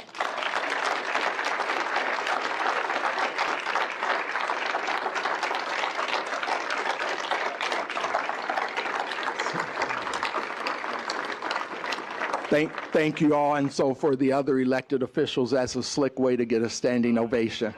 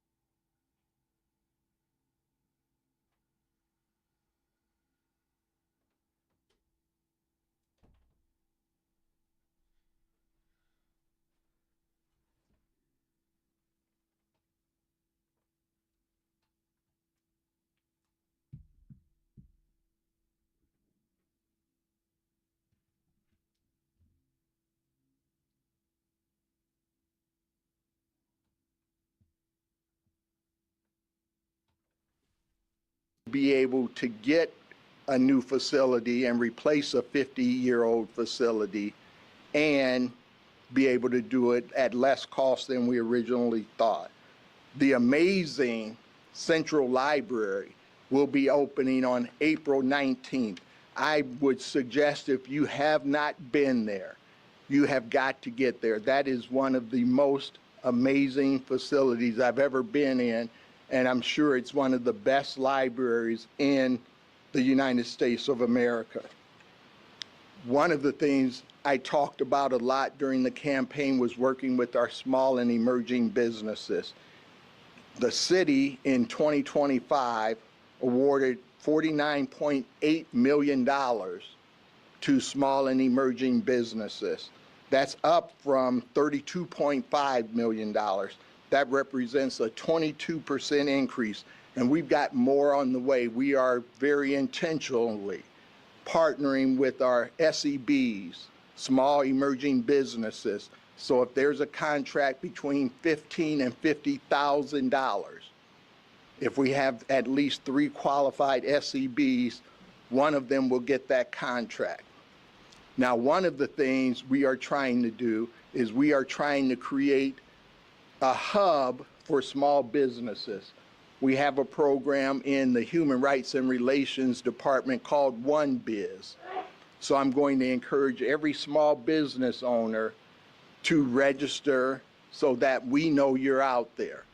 And we are going to try as a city to make sure we are doing more creative things instead of just looking at awarding contracts. I'm also going to ask every large institution in this city to consider partnering with the city of Omaha on this effort so that we can ensure that our small businesses get the opportunity to grow and get the opportunity to help us develop our resources. One of my good friends who's sitting almost directly in front of me, Mike Castling, shared with me a few weeks ago. We have two major opportunities in Omaha. One of them is LB 1165 and keeping our large companies here, giving them the opportunity to expand and attracting large companies. But we also have an amazing opportunity with small business as well. And so we want to ensure that our small businesses have an ecosystem that Bridget is working on with our partners to be able to get the resources they need to be successful. But I don't want them just to get training. I want them to be able to get contracts. I want them to be able to get opportunities to be able to earn money and help this city grow. Our comp plan, We Make Omaha, is an amazing opportunity for every person in this community to tell us what you want to see in Omaha, Nebraska. You can go to that website, and I would like all of you to do that, as well as those who are listening. WeMakeOmaha.gov/event/survey, and actually complete that survey so we can hear from you. Remember, this is intended for us to be an inclusive government that works for you so that you can have your input on how we move forward. We also want to hear from our young professionals. Next Friday, I will be spending time with them before their event, and then we are going to create a young professionals group where we take all of the leaders of the respective young professionals organizations and have them be able to meet with me, hear what my thoughts are, but more importantly, share their thoughts with me so we can do everything we can to keep our young professionals here. Shortly, we will be having a high school advisory group as well. Applications are already available on the mayor's webpage, and we want our young high school students to consider being part of that effort. What we are going to do is take a junior in the fall and a senior in the fall and have them, one from each school in Douglas County, have them be able to meet with me, as well as talk to the students at their school and provide us input on how we can be better as they look to grow their professional careers. So in closing, I would just like to thank you all for being here today. We've got a number of amazing things happening. We've got Mutual of Omaha's Tower. We've got a $1 billion project at the Crossroads. We've got Tranquility Park. We've got Union Omaha Soccer Stadium. We've got the expansion at Nebraska Medical Center. We've got Creighton University's expansions. We've got the $1 billion Eppley Airfield improvements. We've got the $200 million addition to the Convention Center and Arena, the Omaha Inland Port Authority. We've got the streetcar that will add billions of dollars in development to this city. These are all add up to an exciting possibility for our city.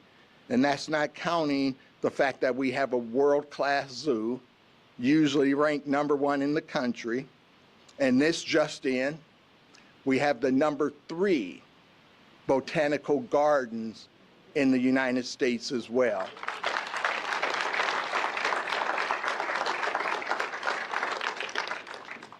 I am happy to report that your city is in amazing shape, and we have amazing opportunities. I'm proud to be your mayor. Let's partner together and let's get great things done. And I'm going to ask you all to stand for just a moment. One of the things I said at the chamber annual event is that I have to be a cheerleader for Omaha. So what I did there was I had them say, "We are one Omaha." So I'm going to ask you all to, on the count of 3, say, "We are one Omaha." 1, 2, 3. We are one Omaha. Thank you very much.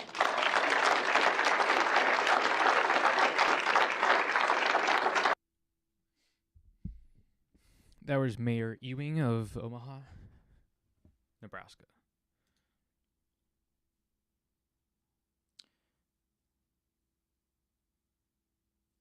I mean,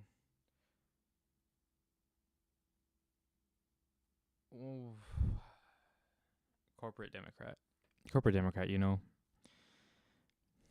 It is what it is, but there are some good things that definitely came of that, like putting high schoolers together so that he can talk to them, although he talks about their like business prospects, which is, you know, but it would be much better if it talked about like schooling and stuff, which is what they need to, that's what's kind of important to them.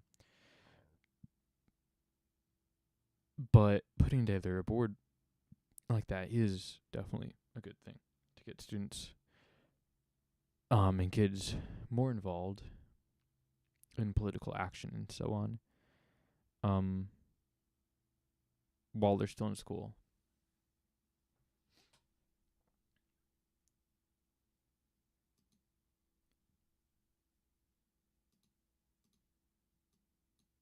Their leaders are all gone. The next set of leaders are all gone. And the next set of leaders are mostly gone. And now nobody wants to be a leader over there anymore. We're having a hard time. We want to talk to them, and there's nobody to talk to. We have nobody to talk to. And you know what? We like it that way. Their leaders are all gone. This is kind of funny, not because of what Trump's saying, but actually, like, if you just like look at other people's faces. I mean, these two, they're just stoic, you know. I don't know if enough military people to know if like stoicism is part of like the training or whatnot, and that's just like the reason why, or they're just stoic because they don't care, or they're trying not to reveal, or maybe they do care but they're just like, oh, well, who cares, move on. This guy, he's got some emotion to his face.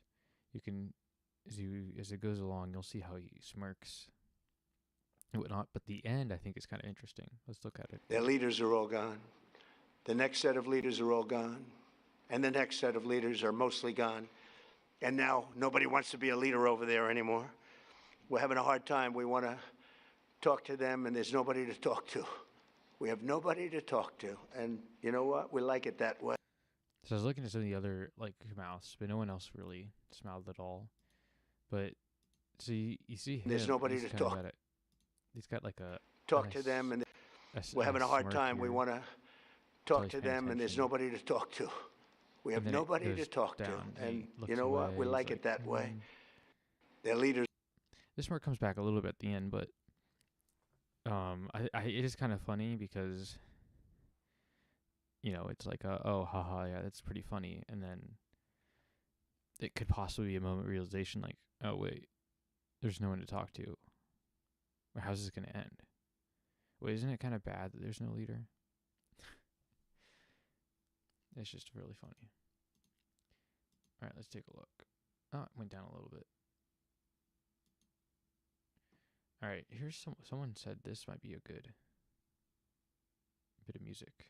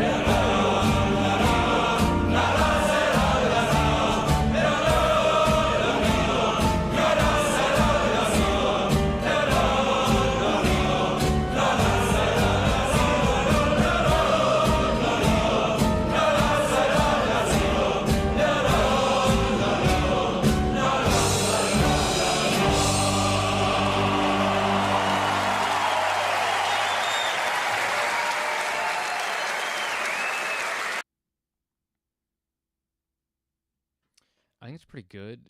The problem I have is,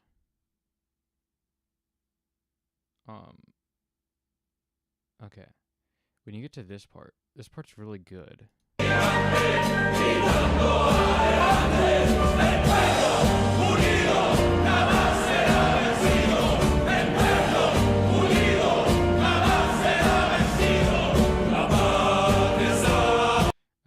let's replay it again, and I want you to like think of the tempo.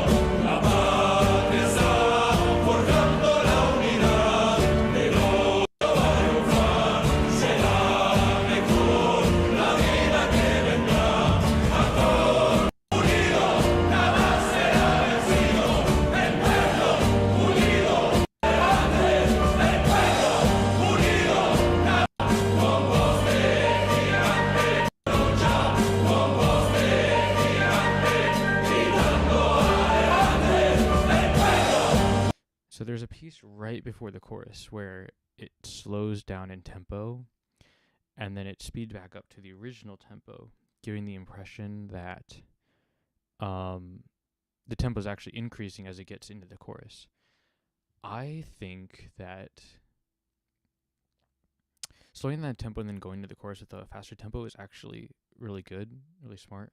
My problem is the tempo doesn't increase further. What it should be doing here is speeding up a little bit as it gets through the chorus, continuing the momentum that occurs from the slowdown right before the chorus and entering the chorus.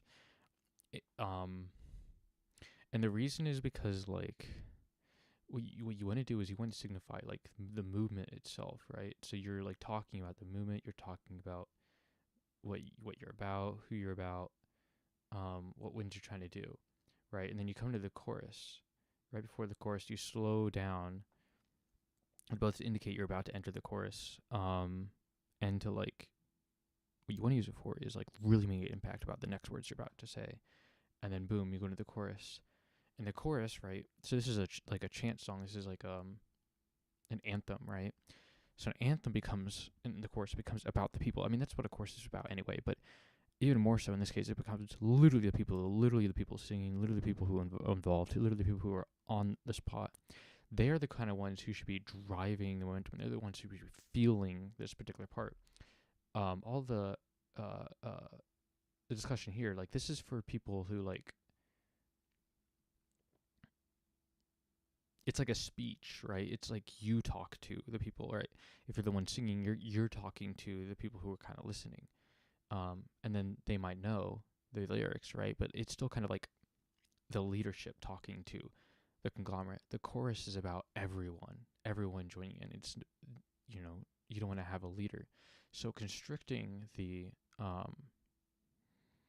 tempo here is actually a bad play, because what you're doing is you're basically having the leaders, or just the band, the actual musical instruments, conduct the tempo for the actual chorus for the people. You are it's like you're putting behind the music an emotion of the leadership should just restrict and contain and constrict the movement, determine the tempo for the movement. And leadership kind of exists to, like, make decisions, but you're not doing it for the whole song. You're just doing it for the chorus. This is, like, basically when the people act, right? So it's like a socialist song. This should be the part where the people have the power. The people have the power. That's kind of the point. And so you should be releasing that power to the people. And so when you lead in with that extra, like, with an increase in tempo, when you slow down the tempo and then lean into an increase in tempo, you should continue that, because it's the natural, like, it would be the natural desire of the crowd is to enter in with more tempo, less control over the actual tune, hitting the actual notes, and more straight cheers, shouts, right? And, like, if we go into this.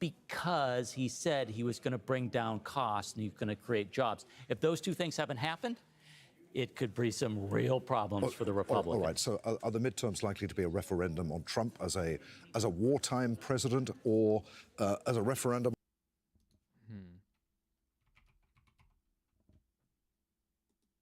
on the war itself? Could be, if we're still stuck in it. If it's one of these forever wars that Mr. Trump said that he was against, would not get us into. I think he's going to end it pretty quick, though. Look, if there's one thing that's unpopular in the United States of America, it's the Democrats. But if there's even something that's more unpopular right now, it's the Republicans. So he has a lot of work to do. Republicans, politicians in general right now are about as popular as getting your insurance premium bill in the mail, or skinny jeans, or Sean Diddy Combs right now. They have a lot of work to do. Both sides do, to actually get it so you actually want to go into a voting booth and cast your vote for them. And within the Republican Party, are we seeing a split between traditional hawks and a more isolationist wing in Trump's own base right now? So Trump's support with the Republicans is quite strong right now. There's a small undercurrent of people in kind of the online and the podcast world, and the one individual who recently resigned from the NCTC. But at this point, just 20 days in, 21 days, he stayed pretty strong. But the question is, how long does that last? Mr. Trump said 5 weeks that this war will last. We're about 3 weeks in right now. Let's check back in a week or two and see where we are. I was going to ask you, how quickly Trump will end this war if gas prices continue to rise, the stock market continues to fall, inflation begins to come back. So I think what he could do is end this in 5 weeks and say, I've taken out Iran's capabilities for a nuclear weapon for the foreseeable future. They're not going to be able to fund their proxy efforts in Lebanon and Yemen and Syria and other places. Their ballistic missile programs, I took most of that out. And I hit their besiege areas of these special police units that target the innocent people that protested. So, and then he leaves. Now, the problem is that he has the son of the former supreme leader in charge now, if that happens. And then it's a coin flip. Does the regime stay or not? That's the question that we don't know right now. As it is right now, the Iranian regime is staying fragile, but it is intact. That's the problem Mr. Trump has. What do ordinary Americans think of their president? So I think it's very divided. You know, just ask anybody at Thanksgiving dinner, and they will tell you that you almost have to pick a side. You are either anti-Trump or you're pro-Trump, and there's not a lot of us in the middle. There's like 5 of us. We gather in a phone booth once a month, and we go over how both sides are kind of off the edge right now. Mark, it's been really good to talk to you. Many thanks indeed for being with us. Mark Fifley. Thank you, Adrian. The British government has approved the use of its military bases for US forces to carry out limited missions targeting Iran. Under the agreement from London, the US military can use British bases for operations to degrade Iranian missile sites and capabilities used to attack ships in the Strait of Hormuz. The move follows public disagreements between the White House and Downing Street over the UK's position on the war.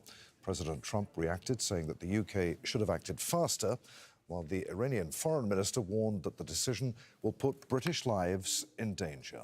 Well, the move comes just a few hours after President Trump leveled criticism at his NATO allies yet again. In a post on social media, he said that without the US, NATO is a paper tiger because it didn't want to join the fight to stop a nuclear-powered Iran. Trump declares the fight militarily won, with what he says is very little danger for NATO members. He goes on to accuse them of complaining about the high oil prices that they're forced to pay, but they don't want to help open the Strait of Hormuz. Trump maintains a simple military maneuver is the reason for the high oil prices. He ends with so easy to do with so little risk, calling NATO allies cowards and saying that the US will remember this. Iran launched a barrage of missiles into central Israel earlier on Friday. Explosions were reported as air defense systems were activated. At least one person was injured. The attack caused damage at several sites in the city of Rehovot. Earlier, strikes by Hezbollah injured 2 people in northern Israel. A Palestinian was injured after fragments of intercepted Iranian missiles struck an area near the old walls of the Old City in occupied East Jerusalem. The fragments landed about 300 meters from Al-Aqsa Mosque. Israeli police say that they're conducting searches to locate fallen parts of projectiles. Let's take you live now to Ramallah in the occupied West Bank to Al Jazeera's Noor Odeh. Noor, sirens have sounded in several parts of Israel on Friday. Talk us through what's been happening there today.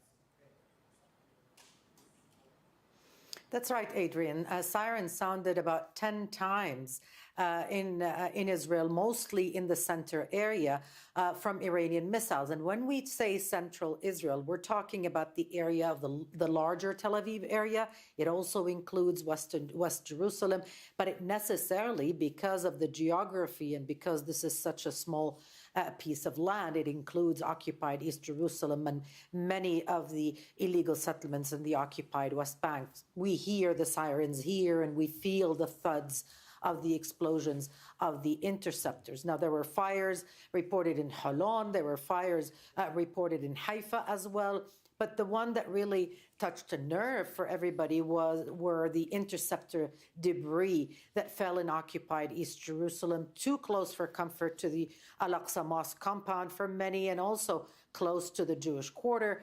Several cars were damaged. One person, as you said, was injured. And in the meantime, of course, in northern Israel, the sirens from incoming Hezbollah rockets have been going off all day. That's a whole different dynamic for Israelis who live there. It is a very different kind of tempo. It is certainly a lot more pressure on the civilian population there. And Noor, Israel's talking about extending the state of emergency. What more do we know about that? Well, we know that a decision has been made to extend the state of emergency until the 1st of April. That means there will be no public gatherings, Adrian, in Israeli cities and towns, that schools will not be returning to instruction, that even private businesses will have to adhere to very strict codes of, providing shelter and so on if they choose to open with limited capacity. Now, they're thinking the promise is that by the 1st of April, they might allow holy sites in occupied East Jerusalem to open, but only for up to 150 people. And that will bring further dismay to the faithful of the three monolithic religions that hold Jerusalem so dear here. So the Israeli government still unable to deliver on the promise of bringing back normalcy to Israelis. Of course, it is saying that the war with Iran is open-ended, more or less, until the U.S. president decides it is no longer a war he wants to be involved in. But the war with Lebanon, with Hezbollah in Lebanon, is expected to last much, much longer. They're talking possibly until the summer. Al Jazeera's Noor Odeh reporting live from Ramallah in the occupied West Bank. Noor, many thanks. Iran's carried out another wave of attacks on regional countries. There have been drone and missile strikes across Kuwait, the UAE, and Saudi Arabia on Friday. A refinery was struck in Kuwait. It's the second day that Iran has targeted Mina al-Ahmadi refinery.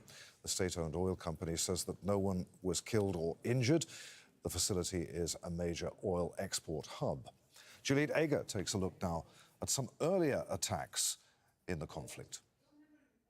Just days into the war, Iran began targeting energy facilities across the Gulf, among them oil refineries in Saudi Arabia and Kuwait, ports in Oman and the United Arab Emirates, and in Qatar, the world's biggest LNG production facility. Then the attacks expanded. Iran hit the Fujairah oil industrial zone in the UAE, the largest storage for refined energy products in the Middle East. The city is on the east coast, so vessels don't need to pass through the Strait of Hormuz, which Iran has effectively closed. On March the 11th, Iranian drones struck fuel storage tanks in Oman, despite the fact that the country was mediating nuclear talks between the US and Iran before the war began. But Iran's own facilities are also under attack. Israeli airstrikes targeted 4 oil storage depots in and around the capital. Plumes of thick black smoke prompted health warnings. Iran has kept up its assault on regional energy facilities, targeting them more than once. This was the aftermath of another drone attack on Fujairah in the UAE. On March the 18th, a significant escalation. Israel bombed the South Pass gas field, the largest in the world, which is shared by Qatar and Iran. Around 85% of Iran's electricity comes from natural gas. Iran responded by attacking key energy infrastructure in the region. Attacks hit Kuwait, Saudi Arabia, Bahrain, and Qatar, and the UAE. Here in Qatar, a missile struck the Ras Laffan gas refinery, causing significant damage. The government says it could take up to 5 years to repair. But Iran also hit a major oil refinery in Israel's northern city of Haifa. Israeli authorities confirmed the damage but said it wasn't significant.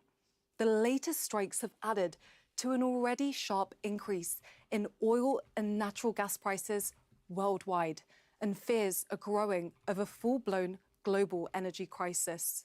Let's take you live now to Kuwait City. Al Jazeera's Malik Trainer is there. Malik, as we were saying a few moments ago, Iran has hit an oil refinery in Kuwait again. What do we know? Well, authorities here say they've put out the fire.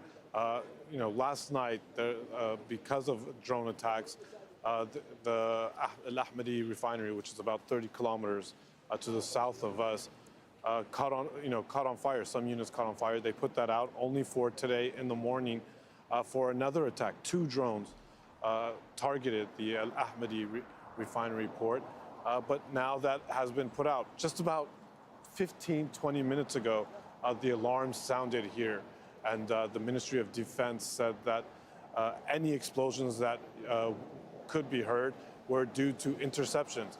And just about 10 minutes ago, our colleague Zain Basravi in Dubai said that the alarm sounded also in the UAE and over in Dubai, where authorities there were intercepting drone or missile attacks there. I mean, we've seen a wide array of attacks today in Saudi Arabia. More than 24 drones were intercepted in Bahrain. Debris from a drone led to a warehouse being caught on fire.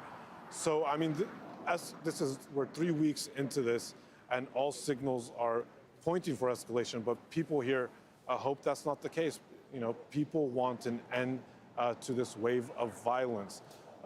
But at the same time, people are getting used to it. It's become a routine. When the alarm sounded, you can see behind me, restaurants, coffee shops are open.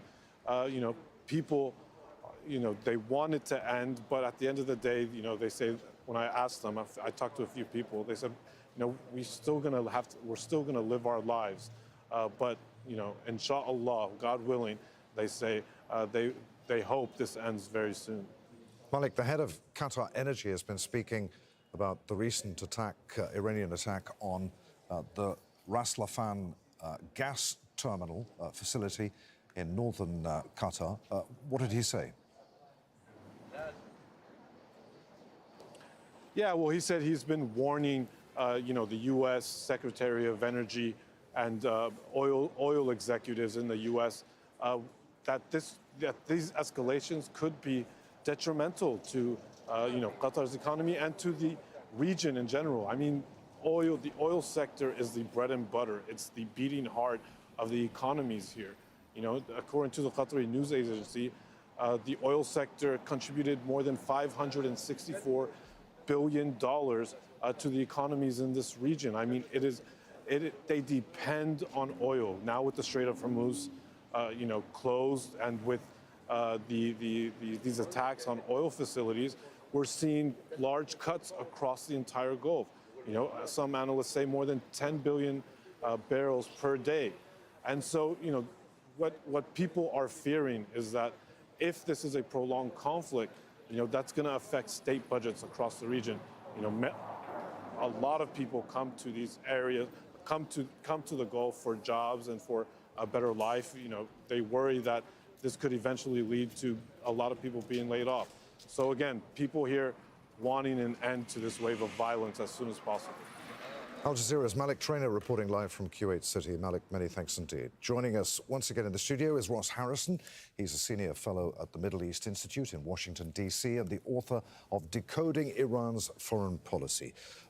Ross, President Trump said within the last hour that he doesn't want to reach a ceasefire with Iran, and yet earlier in the day he was saying that we want to talk to them, but there's nobody left for us to talk to. Once again, Trump contradicting himself. Yeah, I mean, it's very hard to apply any kind of real strategic logic to any statement that's coming out of the White House at this point.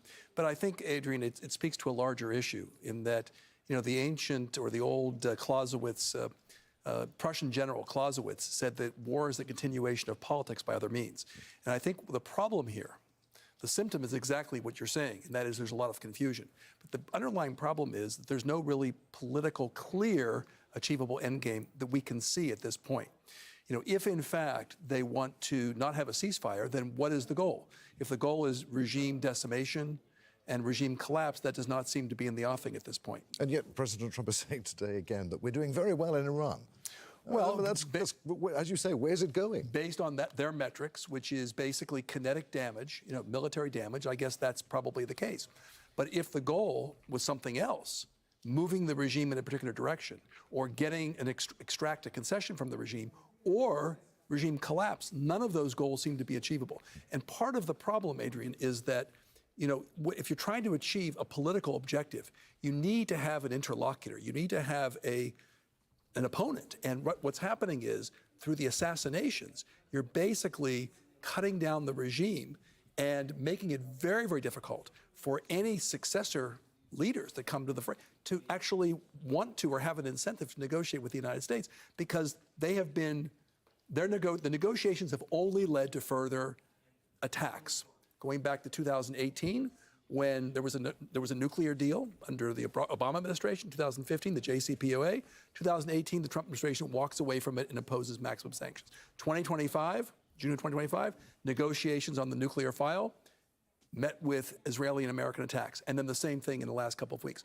So there has to be some kind of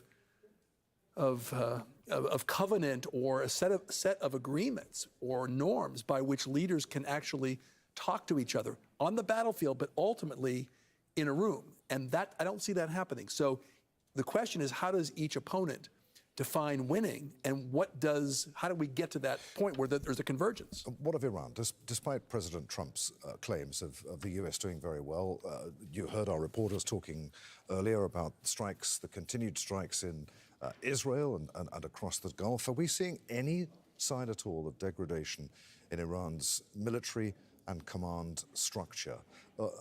Or just more evidence that it's continuing to adapt under pressure? Yeah, it's really hard to know, Adrian, because our view into the Islamic Republic right now is closed a bit.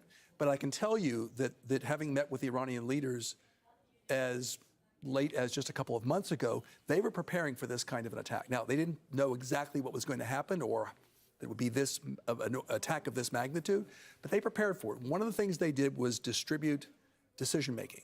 The IRGC units, there's 5 different divisions of the IRGC, the Revolutionary Guards. So they have moved and adapted to this structure.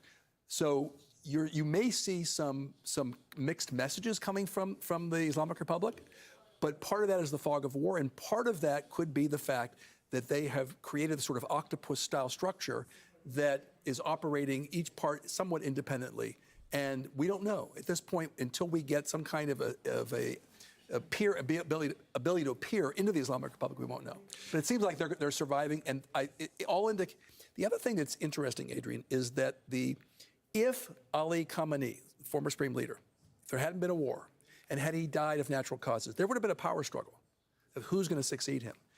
Under the crucible of war, there wasn't a power struggle.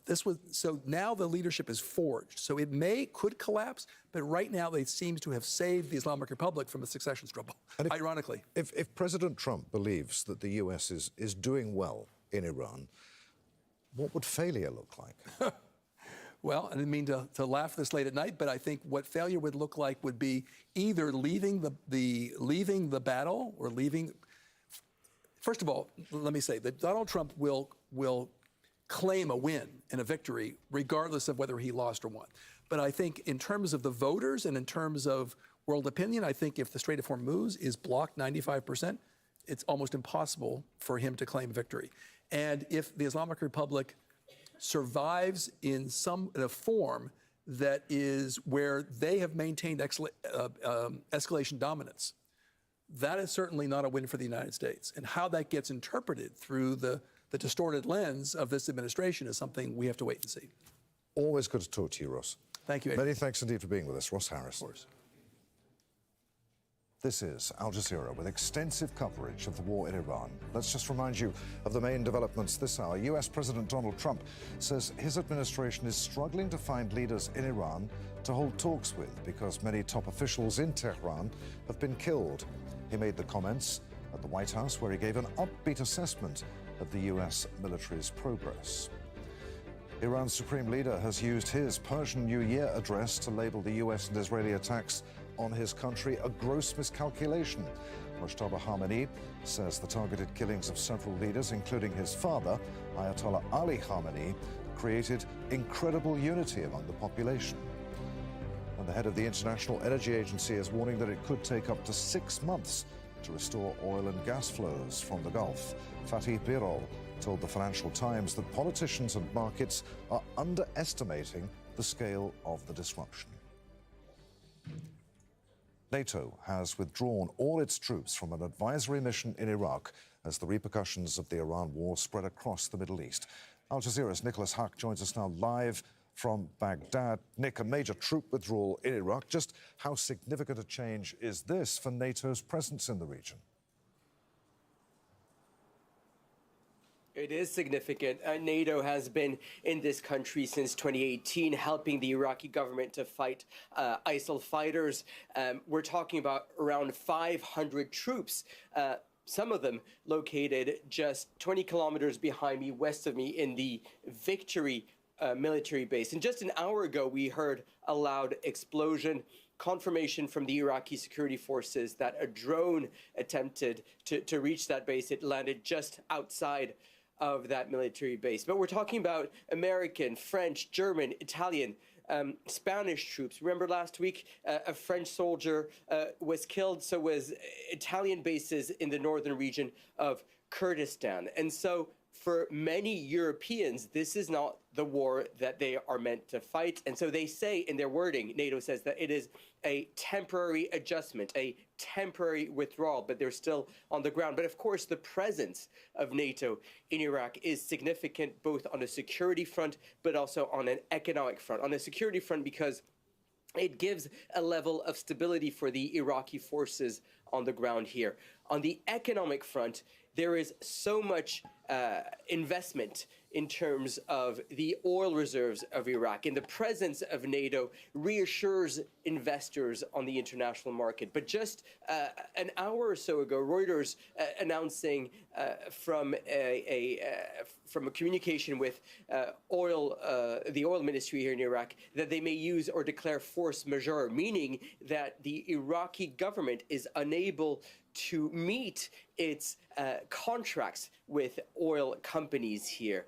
That's the scale in which this war is affecting Iraq. Iraq, 90% of its revenue comes from oil. And we're talking about the Rumaila reserve, which is one of the largest in the world, West Qurna, Zubair.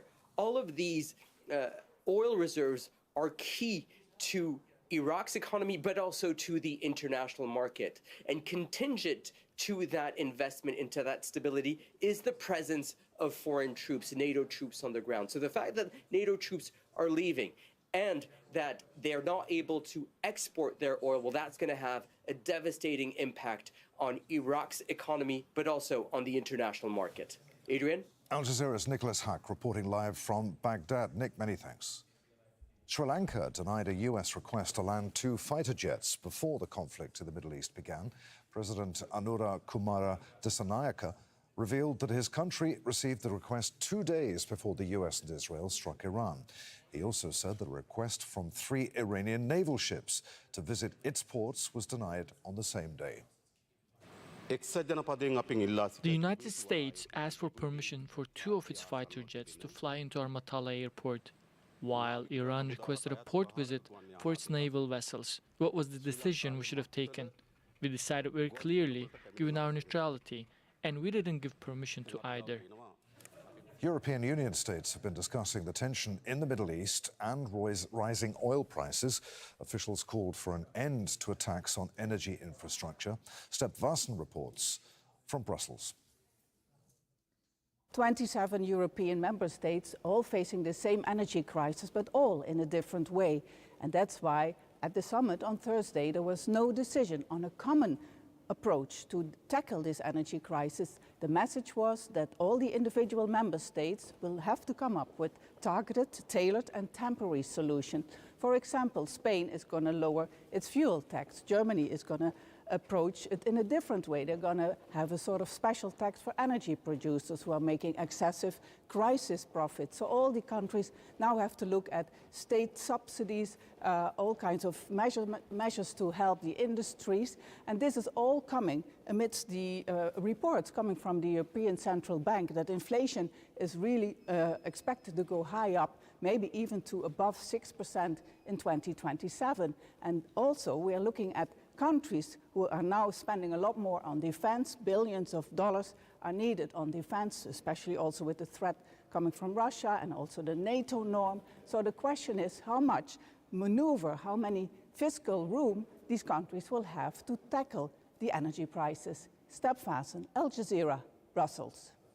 The UN Security Council has discussed the situation in the Middle East away from the cameras. Members held an emergency meeting late on Thursday. Energy security was top of the agenda, as Gabriel Elizondo reports. It was a closed-door meeting of the Security Council called by Bahrain, one of the elected members of the Council. It was an emergency meeting to deal with the situation in the Middle East. After the meeting concluded, the Bahraini ambassador told us this. These dangerous developments are a result of cowardly attacks by Iran, which started on the February 28th and continue to target member states of the Gulf Cooperation Council and Jordan and other brotherly countries. During the meeting, we and along with many council members stressed the need for compliance by Iran to its obligation under international law. And we called for the implementation of Resolution 2817, which demands that Iran immediately cease all attacks against our countries. There's some talk about a potential new Security Council resolution on Iran's attacks on the Gulf countries, but it's unclear what might be in that resolution and when it might go to the Council for a vote.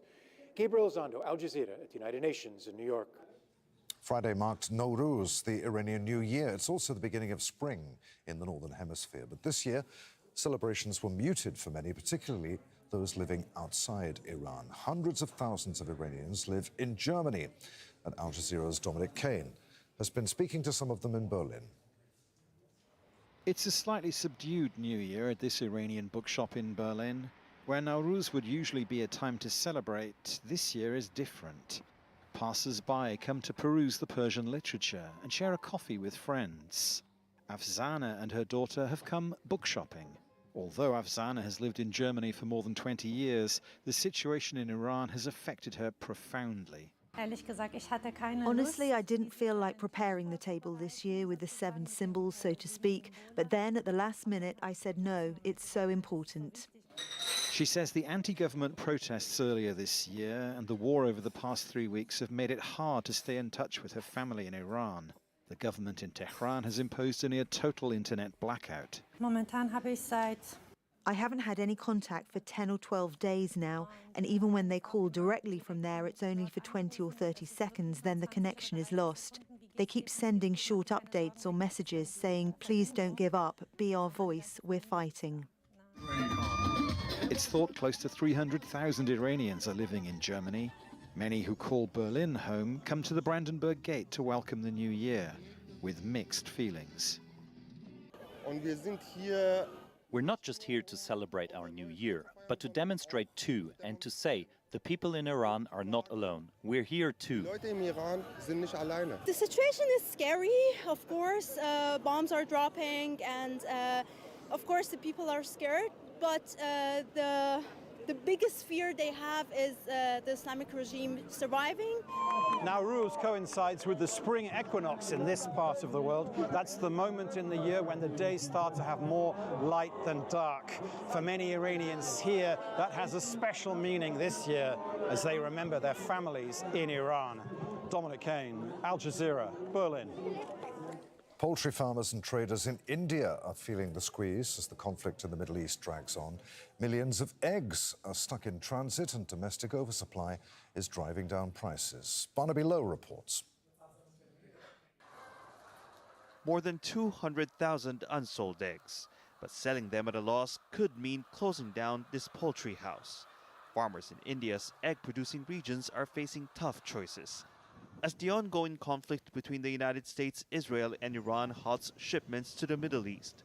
India usually sells about half of its $100 million egg exports to the region. If the market price of eggs doesn't go up, I will not be able to pay my loans. When you are selling at a loss every day, how do you make payments? We will have to shut this business down.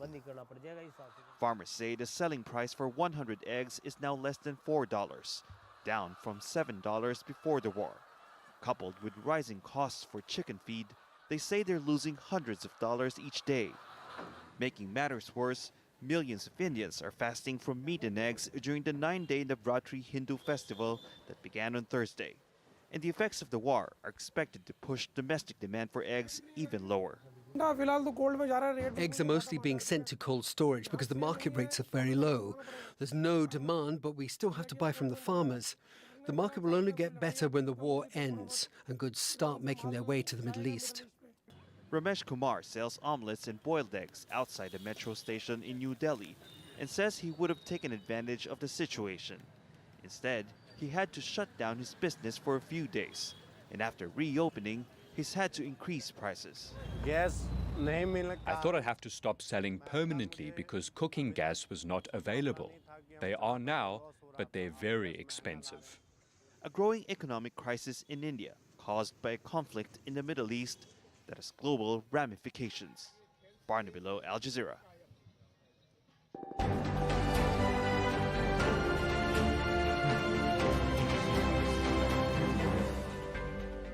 Let's take a look at some other stories making news around the world right now. Some Palestinians in Gaza marked the end of the holy month of Ramadan with a visit to the cemetery to pay tribute to their loved ones, and others with Eid al-Fitr prayers in the middle of rubble.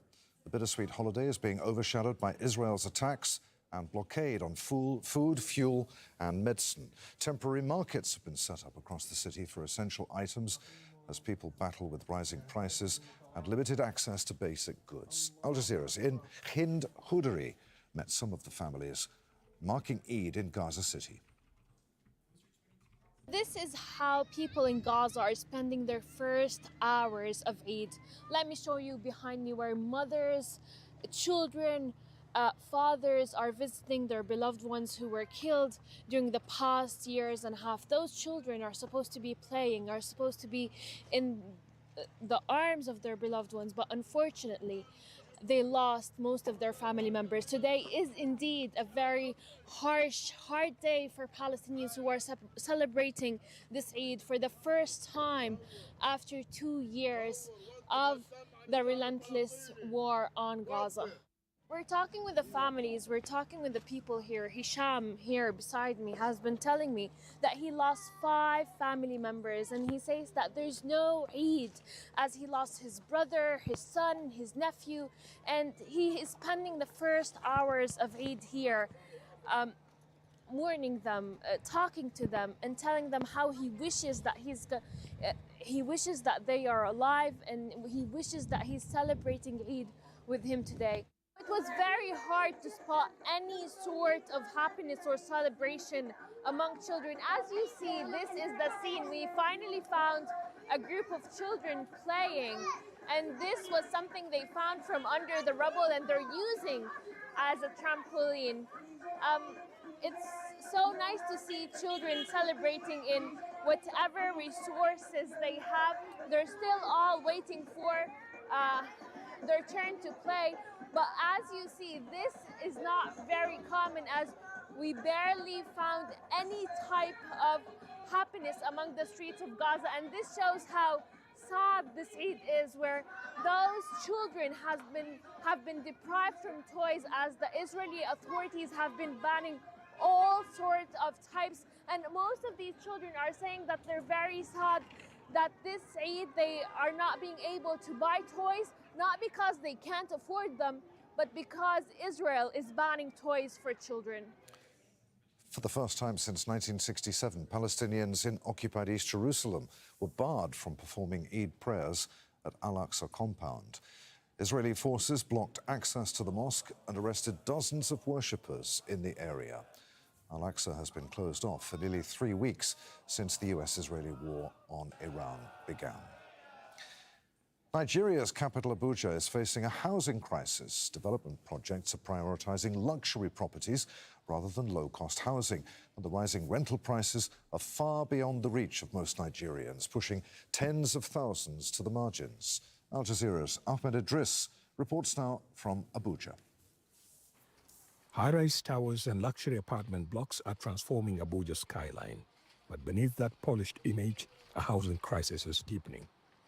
The government estimates Nigeria needs 28 million houses. Abuja alone accounts for about 10% of that demand. On the outskirts of the city, the Adewes, a family of 6, are facing eviction. The caretaker passed the message to us late last year that we should be prepared to leave. He said they were going to increase the rent. I said, okay, how much are you increasing by? He said, we don't even want to hear. Just leave. Months later, they still haven't found another home or the money to rent one. With retirement approaching, salaries stretched thin, and interest on bank loans at 26.5%, owning property seems out of reach.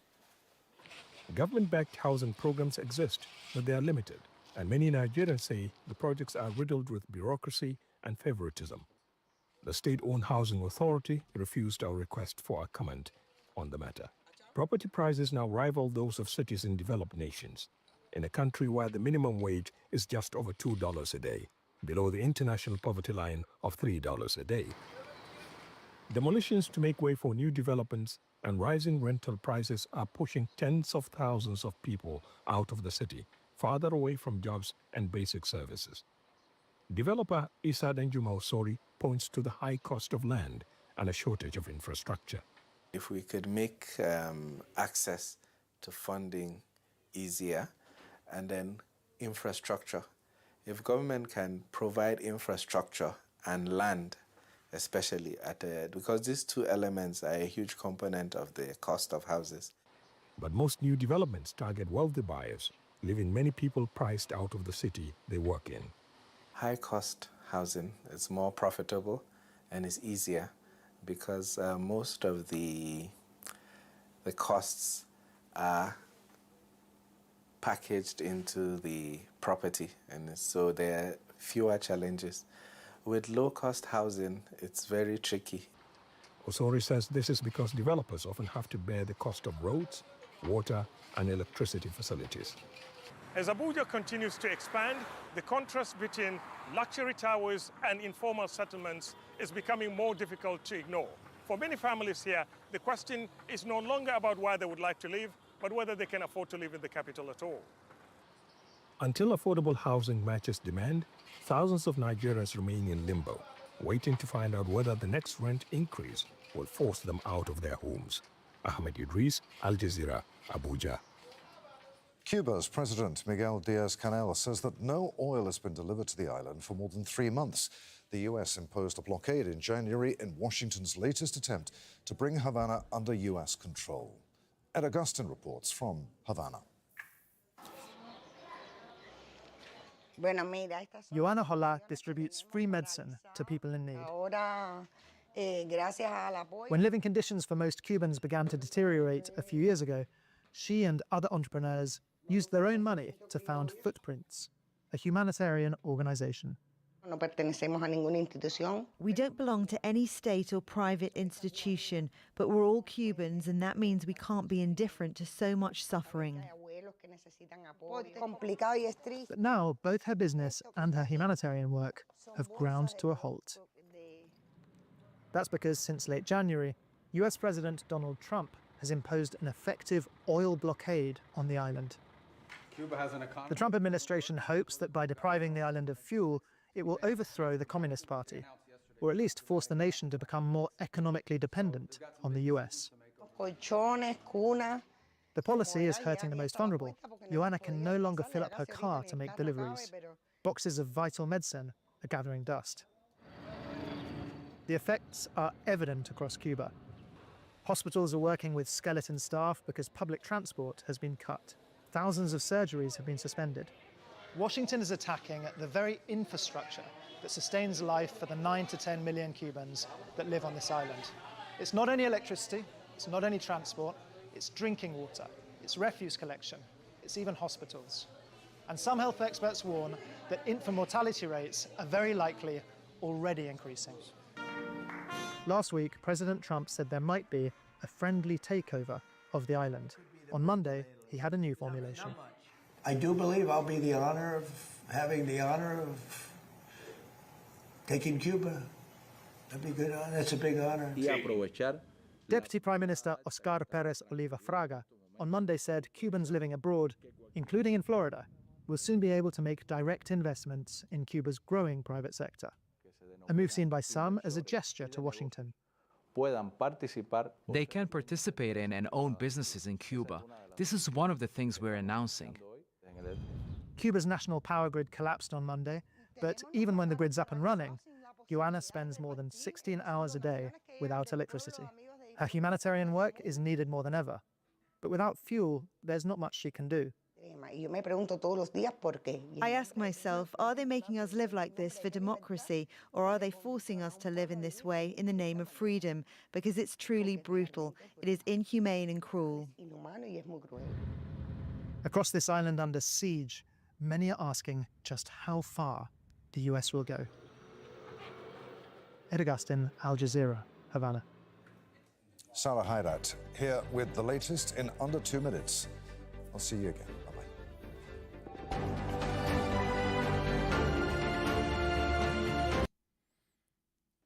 Like, could you imagine if the oil in the United States just disappeared and for 3 days it didn't reappear? And gasoline, too. People literally wouldn't be able to drive their cars. Well, and the power grid goes down, you know? Like, your refrigerator stops working, you can't do laundry. No one can do any computer stuff. No Wall Street trading. Unless you want to do it, like, physically and manually. Like, when you really think about how much... Like, no AI, all the AI stuff doesn't work, no ChatGPT. None of that. Heck, you turn on your car radio, it doesn't work. I mean, your car radio might work, but the radio station probably doesn't have power.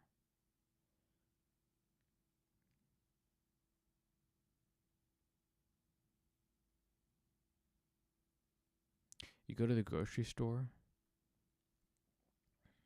anything that was in the refrigerated section, unless you're there right away, you can't take that. It's all going to go bad. All the dry stuff you can take, yeah. But that's it. All shipping doesn't work. No trucks. No trucks can do anything. No trains can move. No planes can fly.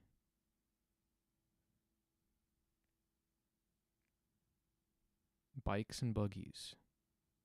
That's all you got. Unless you're the Amish, it will be an entire change. That's what it's like for Cuba when they don't have oil.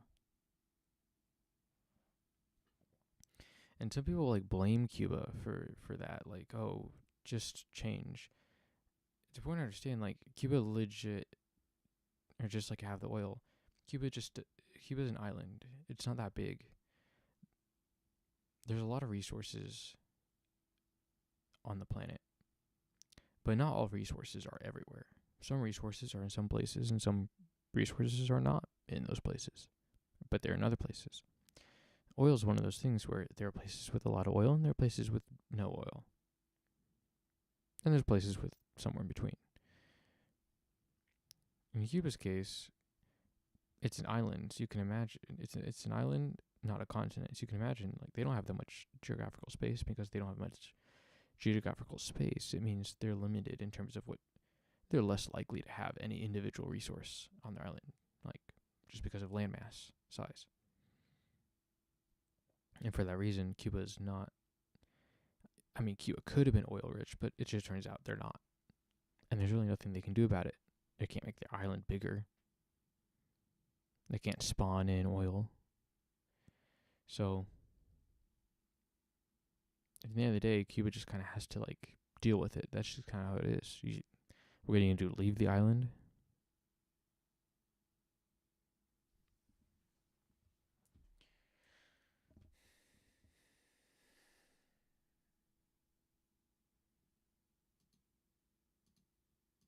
Countries, including China, if the countries that use it, China uses it 90% of their energy. Japan is 95% of the energy. It would be nice if those countries would get involved. The British government has approved the use of its military bases for US forces to carry out limited missions targeting Iran. The US military can use British bases for operations to degrade Iranian missile sites and capabilities used to attack ships in the Strait of Hormuz. The move comes weeks after public disagreements between the White House and Downing Street. That's over the UK's position on the war. President Trump reacted, saying the UK should have acted faster, while the Iranian foreign minister warned this decision will put British lives in danger. Now, Iran's Supreme Leader Mojtaba Khamenei says the enemy tried to create fear and despair, he said, by starting the war. But the targeted killings by the US of several leaders, that's including his father, Ayatollah Ali Khamenei, created incredible unity among Iranians, he said. This war came about after the enemy despaired of a massive popular movement in its favor.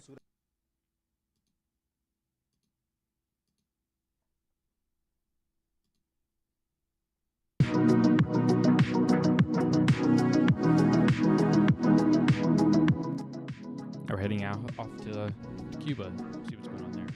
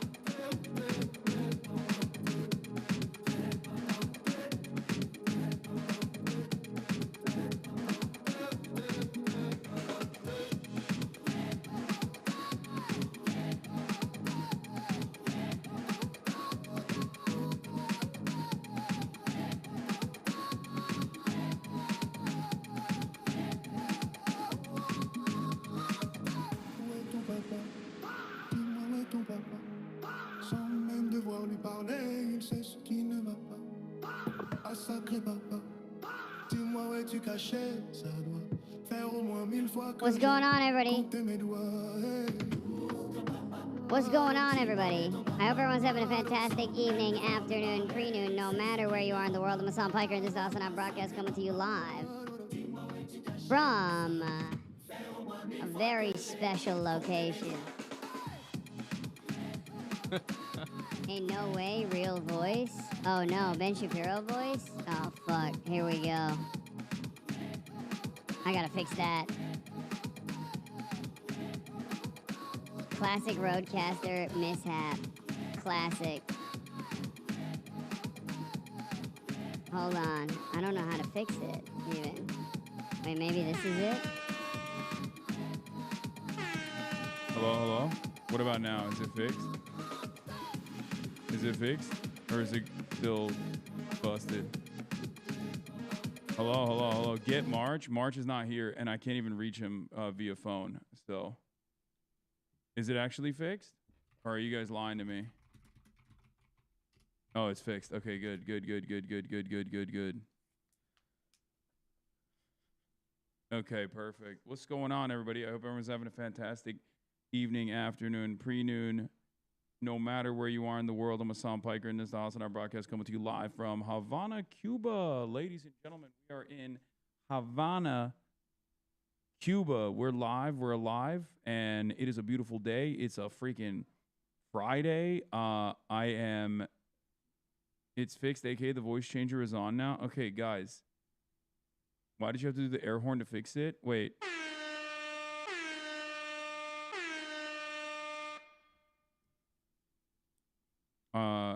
Was that the air horn? I'm hitting the wrong button. Anyway, ladies and gentlemen, it's a very special day. It's a very special day. And obviously, you might be thinking, is it a special day because you are in Havana, Cuba? Well, that's part of it. But it's also a special day because it's Friday. And as is the case every Friday, you already know what we do out here. It's Friday then. Rain or shine, It's baby. Saturday, Even Sunday, if what? we are in... It's Friday then. Even if friggin' Cuba, baby.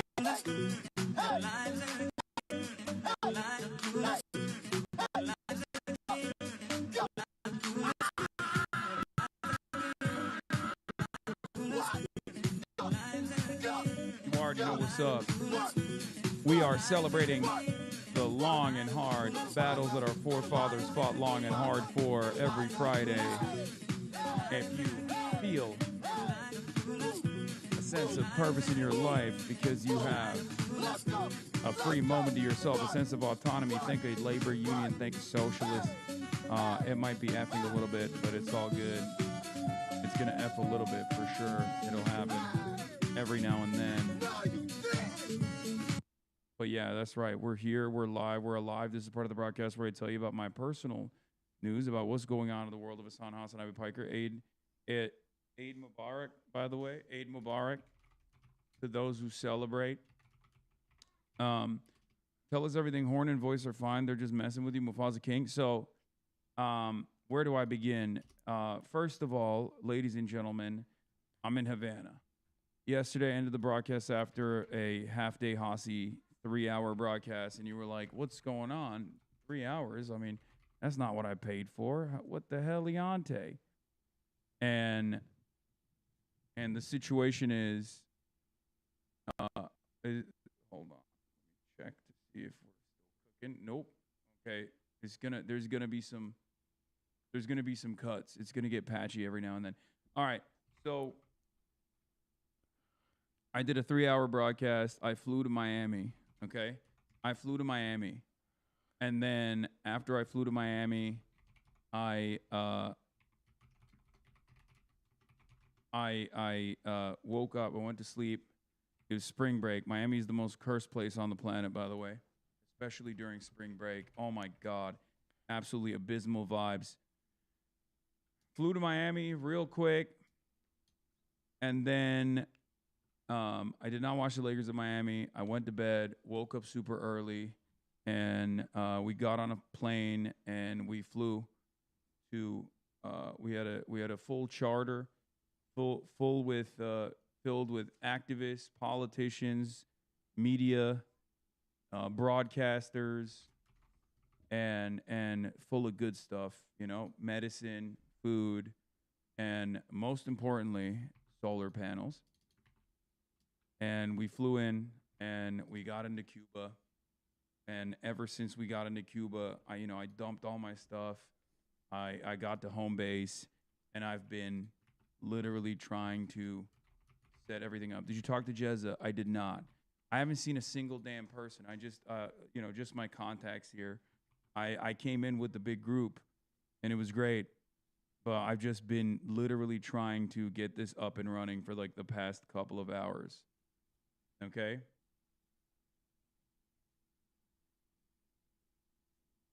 And you can see it in my face right here. I'm a wet, hot mess. Okay? It's hot as hell out here. It is hot as freaking hell out here in Havana, Cuba. Okay? And we're gonna be talking to some real Cubans. We're gonna be roaming around. I have a bunch of interviews that are ready to go, ready to rip. But obviously the internet is like not the most reliable out here. So this is the most stable. This is the most stable it'll be. And that's it. That's the situation. Oh my God, my hair is out of control. Bro, you look like a corpse. How are you that white? I think the color is a little crazy on this camera today. I don't know why.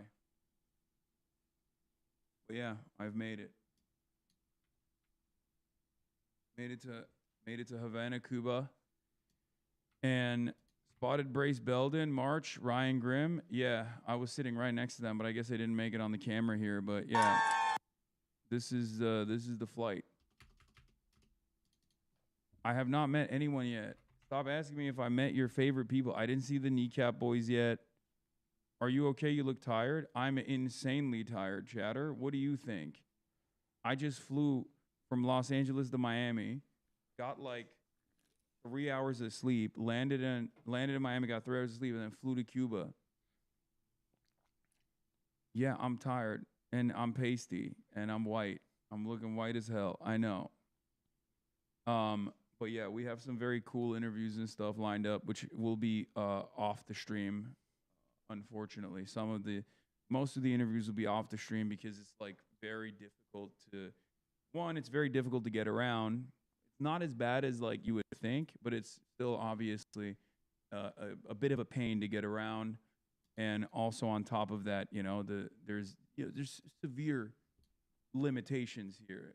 The energy grid is currently stable, luckily, but as you guys know, the energy grid was taken out for like 24 hours.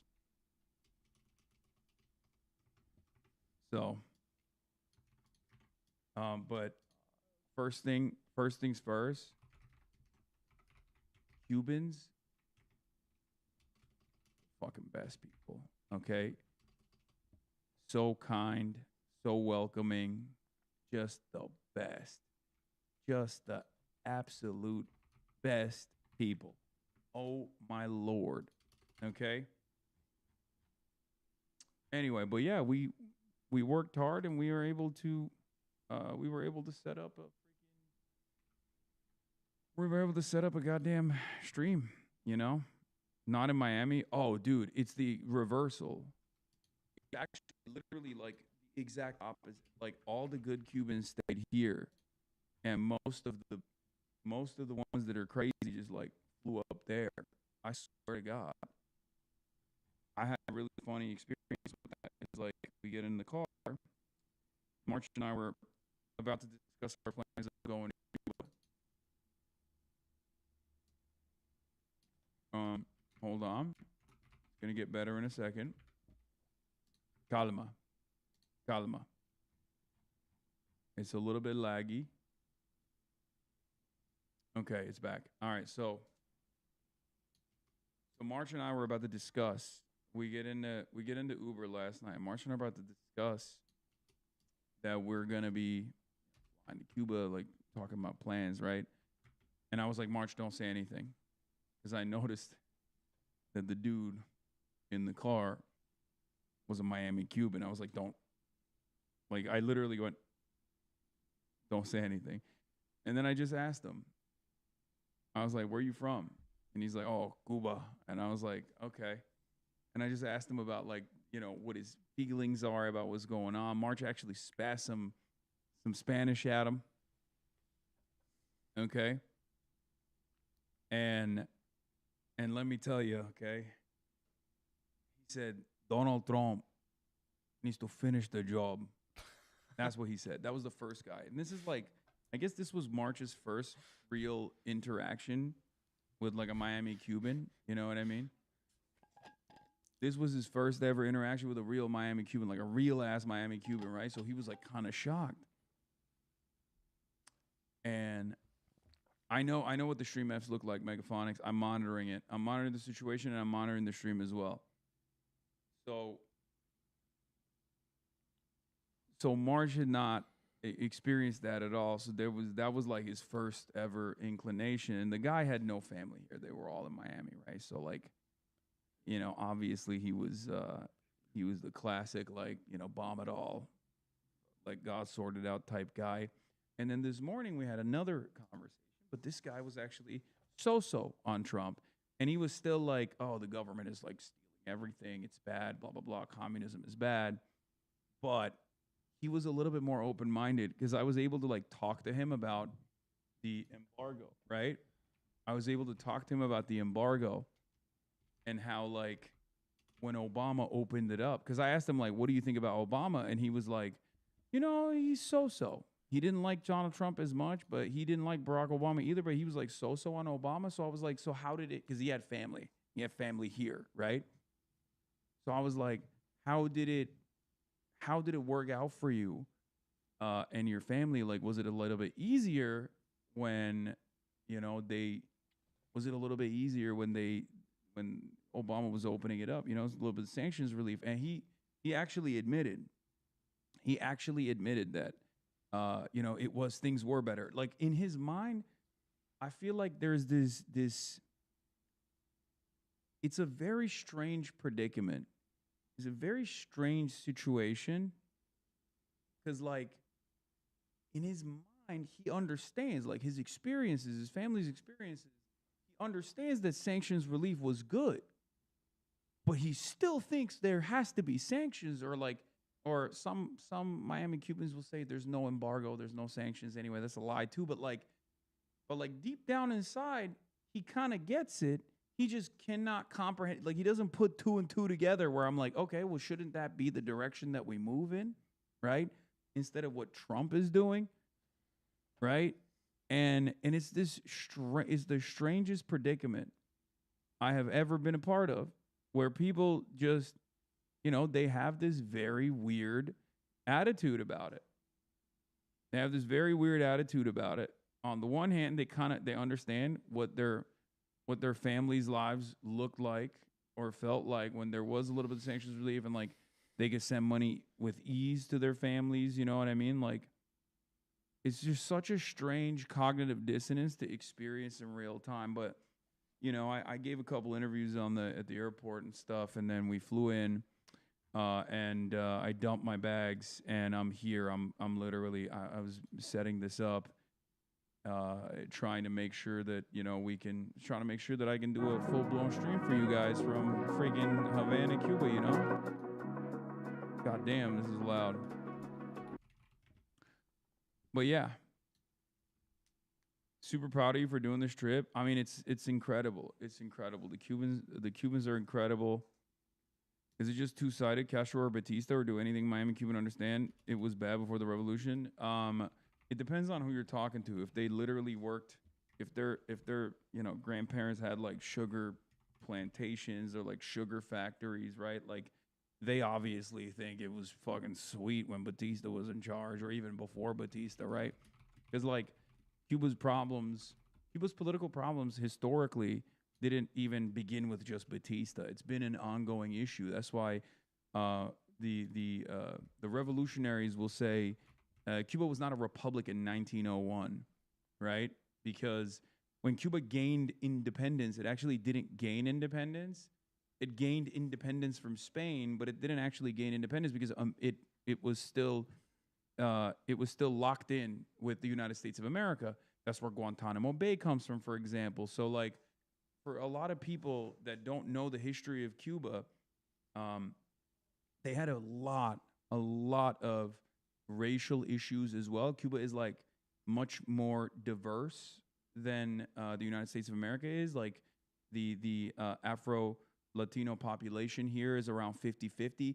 The white Spanish colonial rulers actually wanted to keep it like 60-40 to the best of their ability, right? So there's a lot of colorism as well. Well, not anymore, but like there was a lot of colorism in Cuba in its history. There was like, protest movements specifically with black Cubans that wanted to get the same, to get the same amenities and the same rights that like white Cubans were getting. And there's a lot of cross-pollination, both on the white supremacist racism side of like white Cubans working with white Americans, and then also with black Cubans working with black Americans. Now, this is, of course, pre-revolution, pre-Batista. I'm talking about the 1900s, right? 1900s onwards, 1920s, 1930s, and then Batista comes in, and he's a ruthless autocrat. He's a ruthless tyrant. And, of course, then the Cuban Revolution happens, and the Cuban Revolution is actually different than the previous ownership over Cuba, because the Cuban pseudo-republic, if you want to call it that, pre-revolutionary Cuba, was mixed as well. But the pre-revolutionary pseudo-republic of Cuba was there was a constitutional amendment that made it so that America could militarily invade it, and oftentimes did at the behest of the ruling class. So this is post-revolutionary Cuba, an agrarian, national, social revolution before it became a socialist, communist revolution. This revolution actually did away and gave Cubans full autonomy, and equal rights and representation. Now, of course, maybe not for the gays initially, but like, that's obviously been patched. But my point is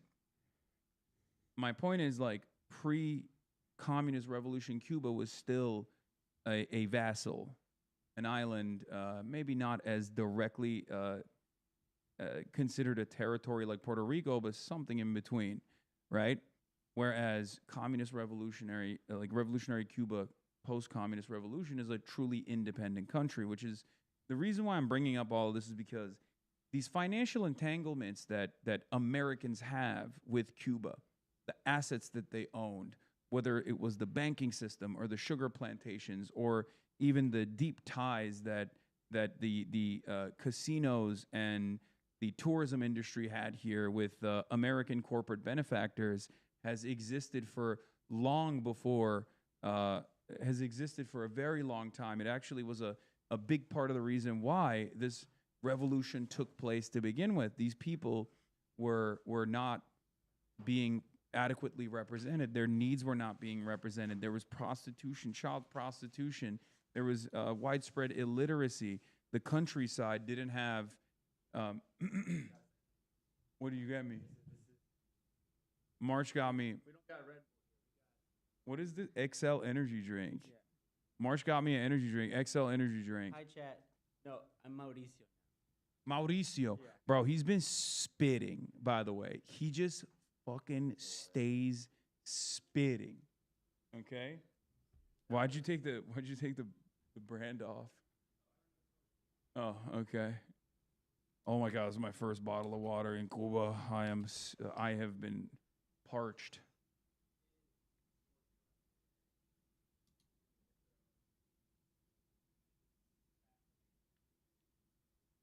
Cuban water? Oh my God. Oh my God, really?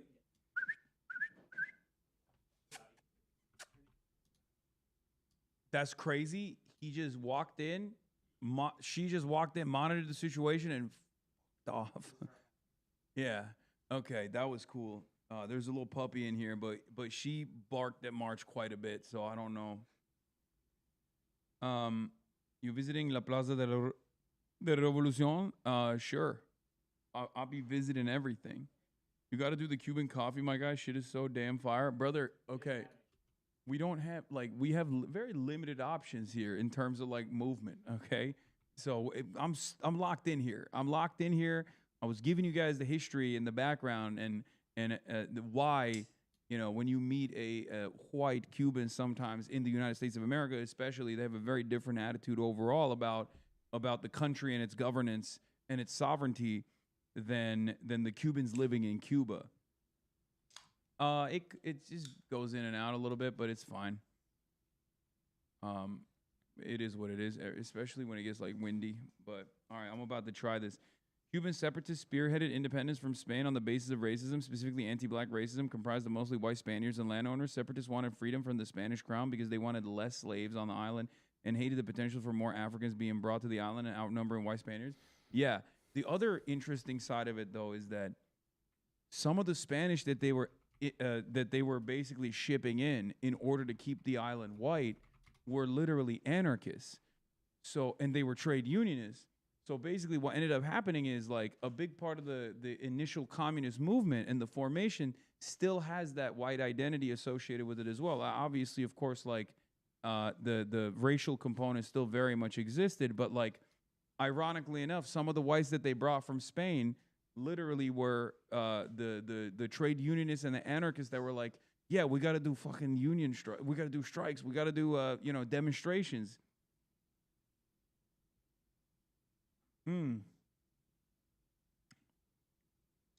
So yeah,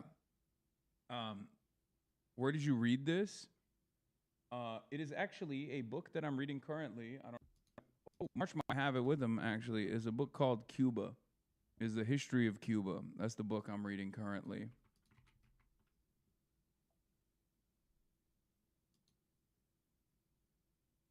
But yeah, this is good.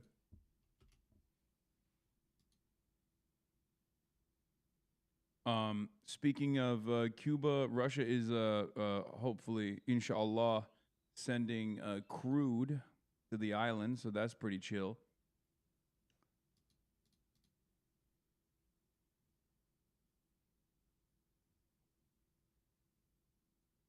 Ada Ferrera's Cuba and American History, that might be the book. I mean, I can go look at it. But the weather is brilliant. The weather is beautiful. The island is sick. The vibes are fucking incredible. These people are unimaginably resilient. It totally makes sense. When you come here, you're like, oh, I get it. Like, yeah, there's issues with the energy grid. Food doesn't keep. No refrigeration, right? But then also at the same time,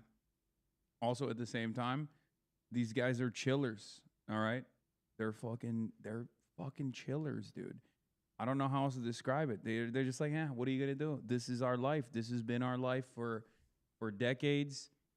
You know, the Yankees have brought this about, and it is what it is. I wish things were better, but what are you gonna fucking do? That's low-key the attitude, and it's very cool. Thank you, Themasius, for the playlist. Are you jet lagged? I don't think so. But yeah, you don't need fridges when you're chill as fuck is right. That's true. You got food and you didn't give me some? Oh, you didn't get anything from the store? There was nothing in the store? How was the I'm good. I'm good actually. How was the store? Did you see any trees, or was it, it's not a lot? Okay, I want to. Yeah, you can explain the situation. I won't be able to hear. They won't be able to hear you though, because the noise gate's heavy. Multiple stores. Little bodegas, people's homes. Oh, they didn't even have water. Some of them. Okay. Mm-hmm. Yeah, shit's scarce. Not a lot of, not a lot of commerce options out here. Not because of communism. Okay, before people freaked out about that. Treats under socialism. Yeah. So, have you met up with any of the other activists that arrived at the island, brother? I came with them. We've been out here together. They're currently at a big meeting with the president and the welcome committee and all that. But I'm not there because I had to set this stuff up because I have an obligation, a duty, and this is my life. This is what I do. How's Brace doing? Brace is doing great. Hung out with him a lot. Kissed him a lot. We kissed.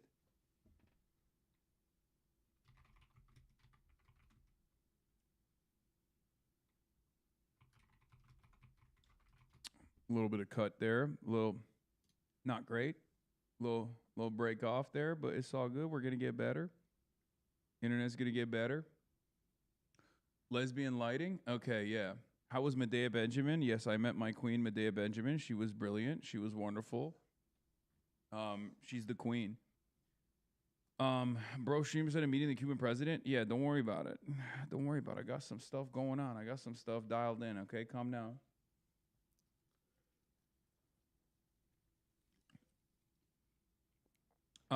So as far as the boat situation goes, we were originally going to do a boat.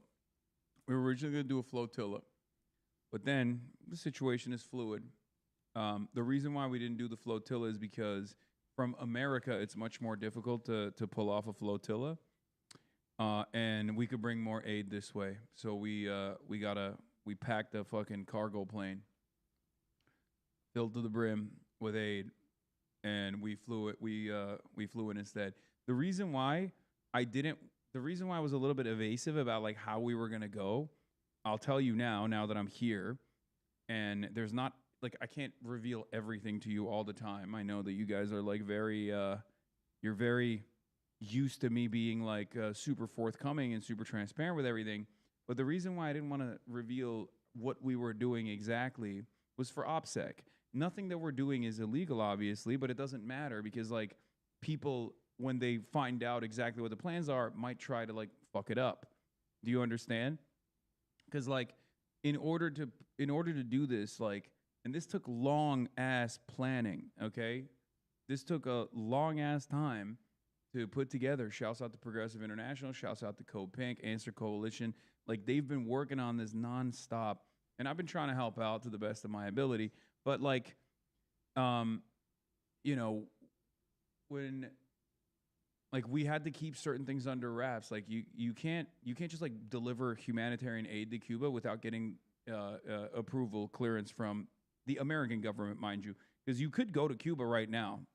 Remember, you could come to Cuba right now. You could fly to Cuba right now and have a wonderful time. It's just that obviously there's limitations to what you can and can't do, born out of the American government's ridiculous restrictions, right? But if we were just out and out talking about what we're talking about our plans, I was worried that someone might actually interfere, right? Does that make sense? Do you understand? But yeah. Bye-bye. Have a beautiful time. It is beautiful. It is one of the most beautiful places. It is one of the most beautiful places I've ever been to in my whole life, straight up. Don't you think? It's like, it's literally, it is straight up.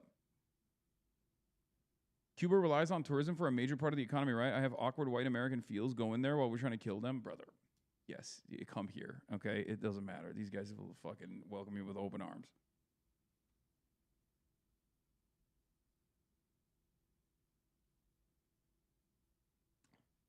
But yeah, it is truly the most beautiful place I've ever been to. I totally get why Will loved this.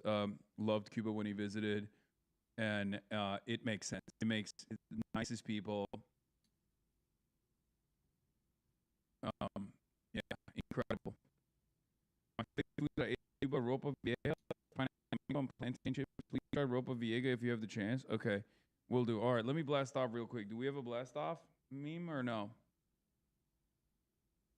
Yeah, live from Havana, Cuba, monitoring the situation, www.twitch.tv. Hasanabe. Stop meme if you need one. Okay.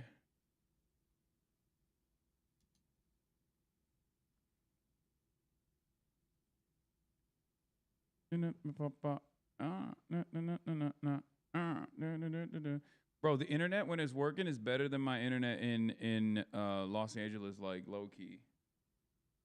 We have rigged it up. We've done some crazy shit out here too. We have we're locked and loaded. We got we bonded numerous Cuba Cell SIM cards together.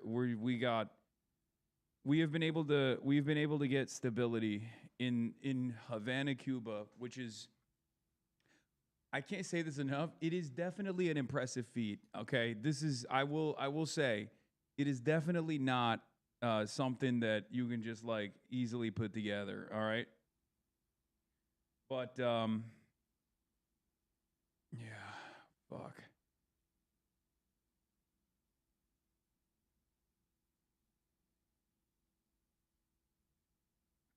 Blast off submission. What is this?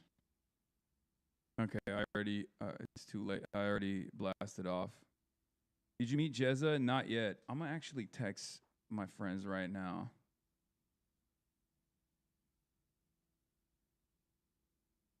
Oh, also shouts out to the Hasanabi head at TSA that let me pass through without giving me too much grief, as I had wads and wads of cash on me. That was really funny. Because I walked through TSA and I got a fat stack on me. And it looks a lot more than it actually is because it's small bills. That's what they told us. They were like, oh, it's very, you should bring small bills and, just give people money, right?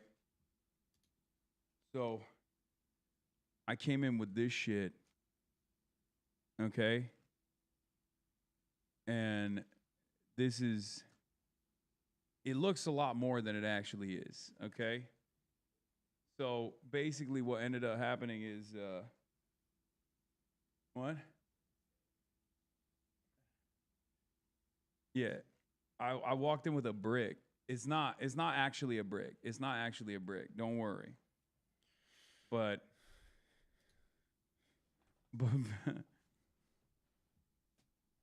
you are so lucky you got a fucking fan. I know, because he was looking at me he's like, bro, you're Hassan. I'm like, yeah. He's like, what the hell is that in your hand?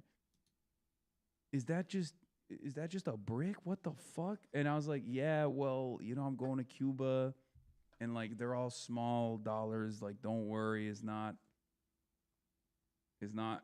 crazy. Bro, you're gonna get robbed? Brother, the money is for the people here, okay?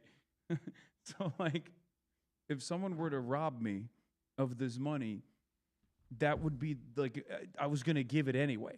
You know what I mean? It's just it goes to one guy rather than a bunch of guys. You fucking idiot.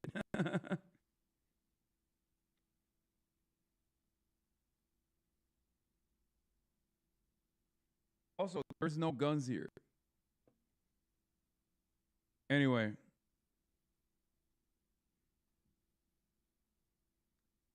Yeah, I just realized I was also looking like this, so with the fucking wad, if it wasn't a fan, I would have been cooked.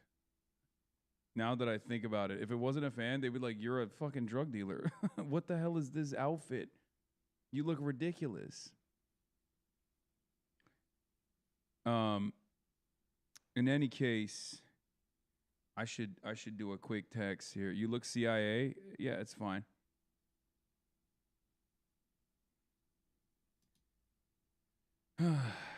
Bro, that TSA agent gonna be in trouble now. It's not illegal, man. It's not illegal to have fucking cash on you. Okay, what the hell? It's not illegal to be moneyed up.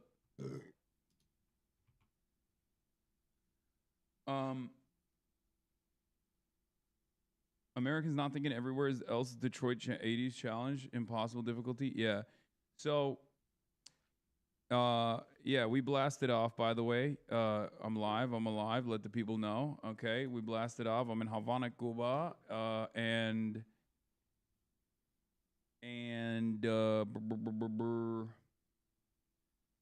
appreciate the low buttoning. Have you fomented counter-revolution yet? Yeah, dude. Totally. Bro, dude.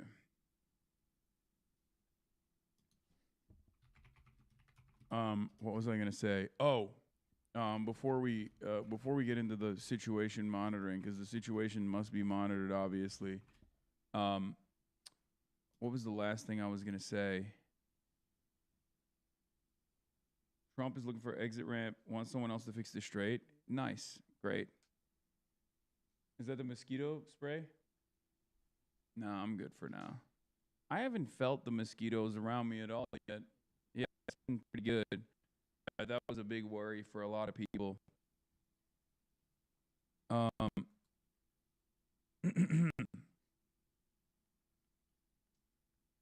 We're gonna monitor in a second. We're gonna monitor super fucking hard in a second. I also need to monitor my DMs real quick and my messages.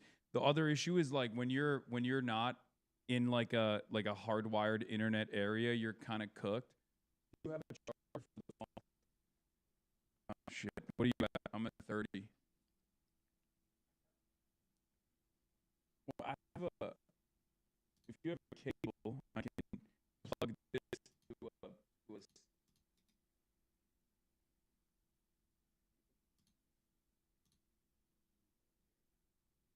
I mean, should we just waste that or whatever? We'll do it. True. No, I don't have a cable on me.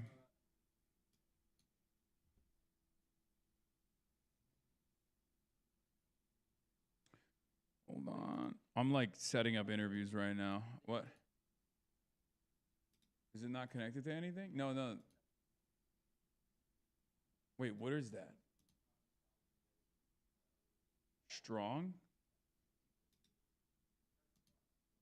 Oh, got it. Okay. The dream of the 90s is alive in Cuba? Yeah, it's true. Hold on. Let me get these guys on. Can we set up an interview with Jezza? Please. Okay. No, but they hate it and have hardcore cash restrictions. Come on, lol. And to be honest, kind of loving that is hiding from the feds. 90s Wall Street. What? I mean, you can bring cash to Cuba. You should bring hard American cash to Cuba and give it to the people of Cuba. That is one of the best things you could do in Cuba. Obviously, there's restrictions on how much cash you can bring, but it is what it is, right? Like, but Havana used to be comparable to Cancun and Vegas as premier tourist destinations. No, it totally makes sense. One of the most beautiful cities I've ever been in. It's one of the most beautiful places I've ever been in. Beautiful people, like beautiful architecture. Everything is amazing here. It's just like what we've done to this country is unfucking bearable, and seeing it in real time also is like very frustrating. First, I was overcome by the beauty of the land and the people, and then I was angry. Okay? Especially because like it doesn't have to be this way at all. If we were just like, I'll give Cuba room to breathe, they wouldn't have to suffer at all. It's unfucking bearable when you think about it.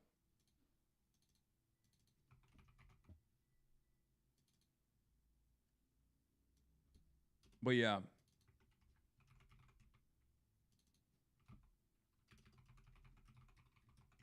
Anyway. What was I going to say? There was another thing I was going to bring up.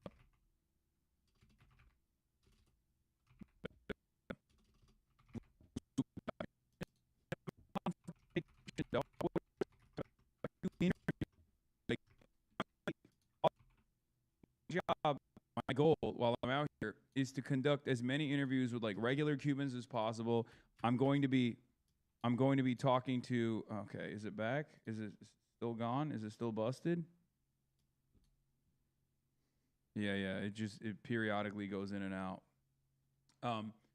My job out here is to talk to regular Cubans about their struggles, about how they live, their resilience. And my job is to talk to some of the most brilliant people you've ever actually encountered. Like, I'm going to be interviewing a doctor on the Alzheimer's and dementia treatments that they've developed here that are cutting edge. Okay.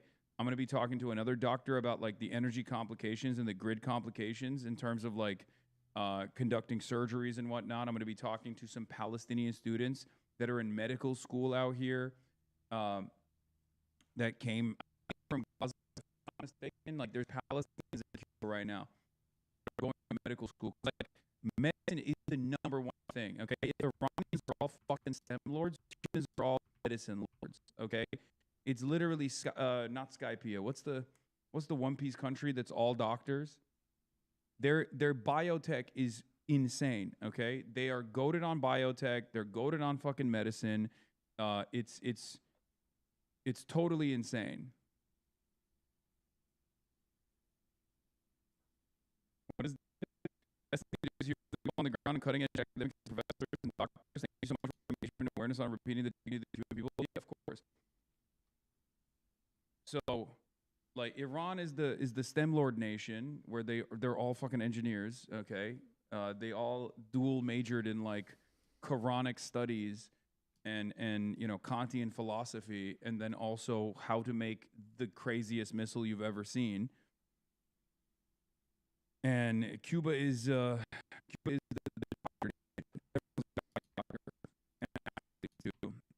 it's great doctors. So, bro, I actually thought you were flotillaing to Cuba. What the hell, first class streamer? Yeah, bro. That's what we were gonna do initially. Oh, Drum Island, thank you. Okay, it's effing quite a bit. It's effing more frequently now. Oh. Bro, this is delicious, by the way. Where is this from? XL energy drink? Like, where is it made? It's made in Lexington Avenue in New York. Is this just Red Bull, but reskinned Red Bull? I haven't had a real full strength Red Bull in years, so that's probably what it is.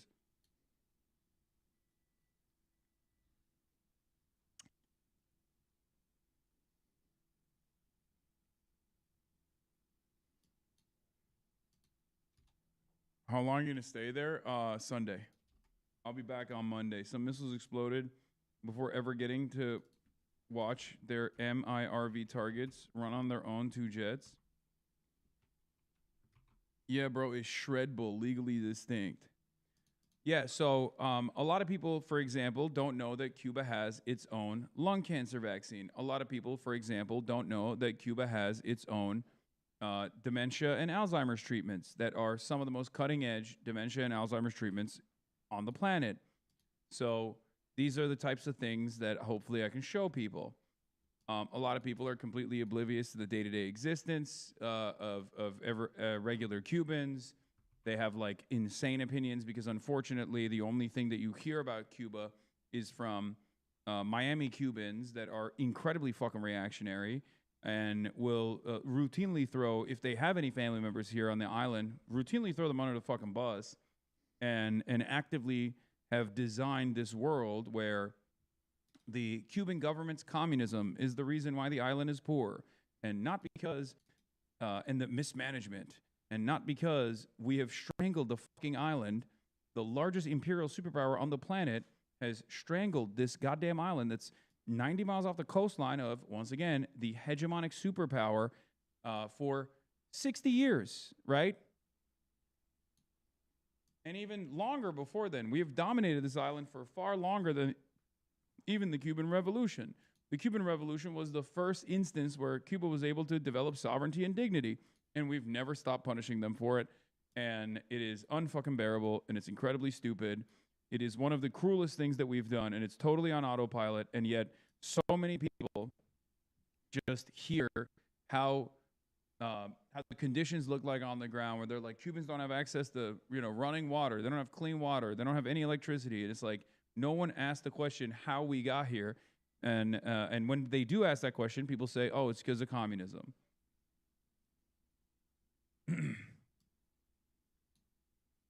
Are you recording the stream on your side? Please do not rely on the bot. No, I'm not, but thank you, chatter.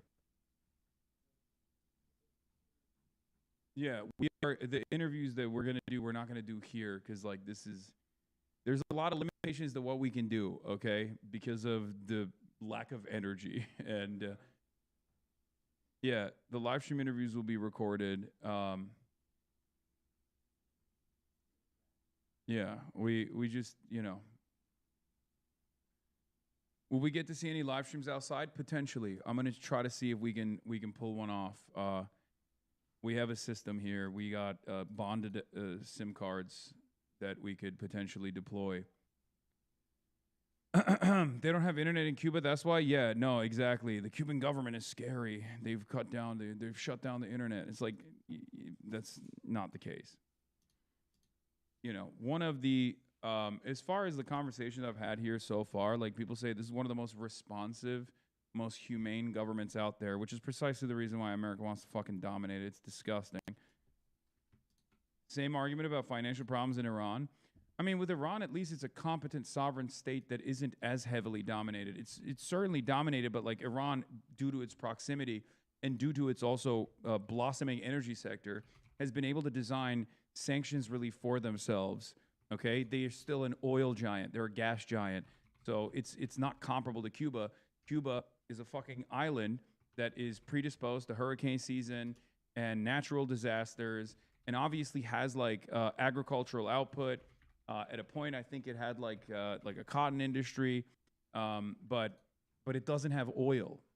So it's a little bit more difficult, don't you think, for them to be able to design an alternative system, an alternative economy for themselves, in spite of the sanctions. Channel 4 reading decaf about the aid convoy. Nice. Thank you for joining us on Channel 4 News. Just want to start, I suppose, by asking you why you do that.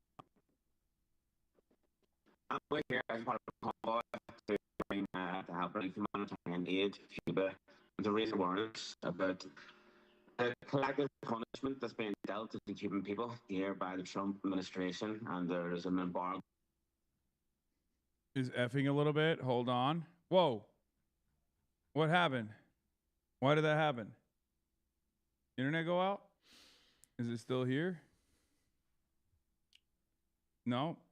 Power's still on. Why did that? Uh-oh. We're back, though.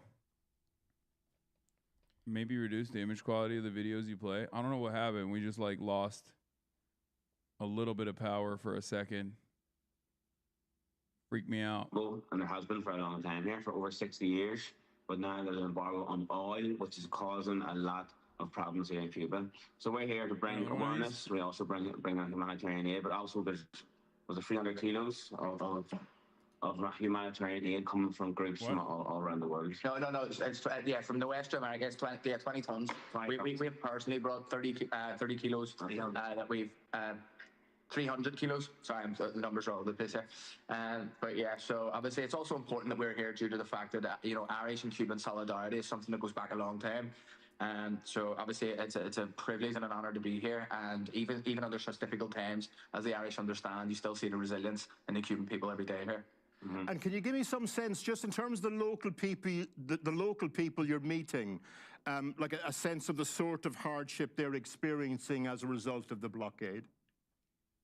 Yeah, we were just walking around this morning there, and you see that even one of the local pharmacies, they're down to the bare bones in their medicines, and there's queues around the corner for people trying to get bread. So the people are hungry as well. And like we know, going back as far as the forced starvation that happened in Ireland, we were supported by the Choctaw people, and the Native Americans who sent over funds to help people who were starving. So it's true. So did the Ottomans, by the way. Just saying. I mean, you don't have to mention them, but like, yeah, I mean, they did do that for the record. The Turks did importance too. of international solidarity, and that's one of the reasons why we're over here now. The reality is here is that the struggle and the hardship is to do with the embargoes and the sanctions. It's not the inability of the Cuban people to run their own country. It's to do with the embargo that is being placed on them by. Okay, we're not gonna watch this whole thing. It's 20 minutes long. But yeah, they're doing a great job. I'm proud of them. The boys are great. Good afternoon. Thank you for introducing me to Kneecap. Yeah, dude. As soon as this trip was being planned, I knew. I was like, I know one group of artists that would be perfect for this trip. And I hit up Daniel, their manager, and I was like, would the boys be down to do this? And he said, bet. He was like, yup, absolutely. I have not met Diego Avila yet, but I will most likely. I will soon. Okay. Situation monitoring time. Let's get into it for a little bit. I don't know how much time I have. So, other members of NATO, writing on Truth Social, the U.S. president called other countries cowards over their conduct towards the war with Iran. Let's have a look at that post in full. He says, without the USA, NATO is a paper tiger. They didn't want to join the fight to stop a nuclear-powered Iran. Now that fight is militarily won, he says, with very little danger for them. They complain about the high oil prices they're forced to pay, but don't want to help open the Strait of Hormuz. A simple military maneuver, he thinks, that is the single reason for the high oil price. So easy for them to do with so little risk. Cowards, and we will remember, he finishes, signing it, President Donald J. Trump. Earlier, I spoke to our US correspondent, David Blevins. His tweet this morning, I think, is much more about pressuring allies to join the United States in its action against Iran than anything to do with NATO capabilities. In fact, some might suggest that he is now preparing for an exit to pass the problem of the Strait of Hormuz to those allies. If we analyse it very briefly, strategically, not that the president necessarily thinks strategically before he posts on Truth Social, I think it is one about leaning on those allies to protect shipping in the Strait as he tries to find a way out of this war now. It is two, reinforcing his long-running theme that America carries too much of the burden within NATO. And then three, there is a domestic aspect to it as well. He wants voters here in the United States to hear the message that America is doing too much. Why should we be defending them? Can you guys at least hear when the lower the bit rate, you himbo? I did. Chatter. I don't know if you know this. I'm in fucking Cuba. Okay? Are you aware of that? Like, dude, I'm basically fucking running an operation that's put together with like strings. Okay? As long as you can still hear the audio, even if the video cuts out, like, you know, it's gonna be a little fucking, it's gonna be shitty. Okay, it cuts in and out, dude. What do you want me to do? What do you want me to do? I'm literally in a country that hasn't had fucking oil shipping. I'm in a country right now, an island nation, that has not had a single barrel of oil come on its shores for the past 3 months. And you guys are like, meh. Yeah, everything falls apart at times, okay? You live in the United States of America in the lap of luxury, and your internet cuts out. Like, what the fuck what are you talking about? Not even a comparison. As you say, in the last few minutes, he's been presenting the Commander-in-Chief trophy to the Navy Academy, who have won the annual round-robin competition between the three colleges, Army, Navy and Air Force. And the President did speak very briefly about Iran. Let's just listen to that. I want to begin by just saying we're doing extremely well in Iran. The difference between them and us is they had a Navy 2 weeks ago. They have no Navy anymore. It's all at the bottom of the sea. 58 ships knocked down in 2 days. And we have the greatest Navy anywhere in the world. It's not even close. So we are doing really well. We're not going to let them have nuclear weapons. Because if they had them, they'd use them, and we're not going to let that happen. David, if we hear that and we think about that post that I just read out on Truth Social saying that the war is militarily over, do you think, and are others saying that he might... Guys, war efforts are going unbelievable, fantastic. It's unlike anything you've ever seen before. Things are going spectacular. Trump on opening the Strait of Hormuz, you need a lot of help. Trump on Iran, I think we've won. Trump on Karg, I may have a plan or I may not. Trump on opening the Strait of Hormuz, at a certain point, it'll open itself. What are we fucking doing, bro? I mean, he is literally, dude, buy war bonds now? That's so funny because it would be the equivalent of like, buy war bonds or don't, it doesn't matter. Like that's the communication coming out of the admin right now. You know, maybe we're going to go to war, maybe not. Did Pearl Harbor even happen? I don't know. Many people are saying we shouldn't have cut the Japanese off the oil, but we did. And then they hit us bad. They hit us real bad. But some people are saying maybe they could have hit us worse. Who knows? It's crazy. It's crazy. It's crazy. It's crazy. It's crazy.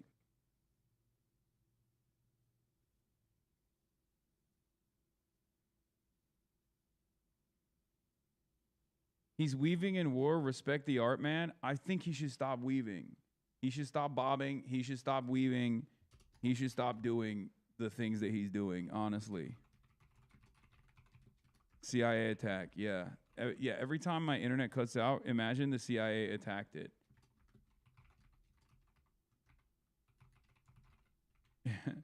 Go directly to the bank right now and ask them for your money. They won't give it to you, but the people working there could use the laugh. Breaking, S&P 500 officially posts its lowest close of 2026, erasing $3.2 trillion in market cap. $3.2 trillion in market cap since the Iran war began.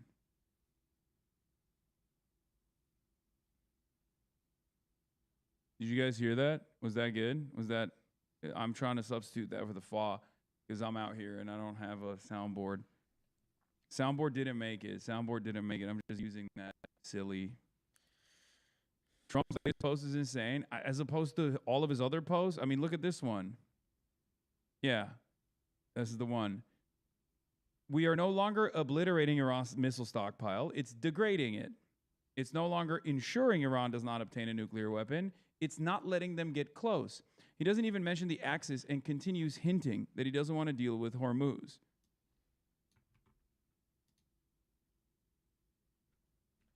Yeah, I do. Why, you need the pins? Okay, here. Here. Yeah, it's all in there. Okay, look at this one. Shows us the Cuban matrix. Okay, calm down. Look at this. You have robbed the Cuban people of a soundboard by not bringing it. I know, it's very counter-revolutionary of me, but... Israeli media breaking. The Islamic resistance Hezbollah brigades in Iraq will resume strikes on the U.S. enemy embassy in Baghdad starting today. The truce has ended. The enemy breached it. Israeli media says reservist Major General Nimrod Schaefer, former head of planning division and former director general of the Israel Aerospace Industries. We have entered a war of attrition with Iran as a result of a mistaken perception that the regime in Iran would collapse if it was hit hard. Oh my God. Every other day, it is literally the same. Every other day, they just go, we fought Iran, and oh shit, Iran had hands. It's like, 20 days. 20 days. 20 days. And every single day, they're like, you know, we didn't think it was gonna be like this. Okay, hold on. It's effing again. I know. It's effing, and it's back. It's no longer effing. Wait, it's live. Ingest is live. Oh, because, oh, okay. Okay. We thought the Soviet Volk would rebel against the Judeo-Bolshevik overlords. We were wrong. Yeah. No, it reminds me of the initial Nazi assessment that there would be what, like 200 Russian tanks and by the first month of the campaign, they had encountered 400 Russian tanks thus far. It's like that. They're like, oh, we thought they had toy airplanes that they could just like drop a couple missiles, not a big deal. And then they're like, oh shit, they actually have unlimited missiles. Oh my God, the missile strikes are never ending. Oh my God, this war of attrition is actually turning in Iran's favor and totally against our best interests, because now we are running out of the mere interceptors. We are getting very close to meeting our objectives. We consider winding down our great military effort in the Middle East with respect to the terror regime of Iran. Bro, every time I try to read Trump, it Fs. What the hell? Every time. Every time. Okay, it's back. Every time I try to read Trump, it Fs. Okay. CIA. Not today, CIA. Middle East with the terrorist regime in Iran, completely degrading Iranian missile capability, launchers, and everything else pertaining to them. Destroying Iran's defense industrial base, eliminating their Navy and Air Force, including anti-aircraft weaponry. You didn't do that, though, because yesterday they blew up a fucking F-35. Never allowing Iran to even get close to nuclear capability, okay? And always being in a position where the USA can quickly and powerfully react to a situation should it take place. Wrong on all of those accounts. Protecting at highest level our Middle Eastern allies, including Israel, Saudi Arabia, Qatar, the United Arab Emirates, Bahrain, Kuwait, and others. Not a good job with that at all. The Hormuz Strait will have to be guarded and policed as necessary by other nations who use it. The United States does not. Oh my God.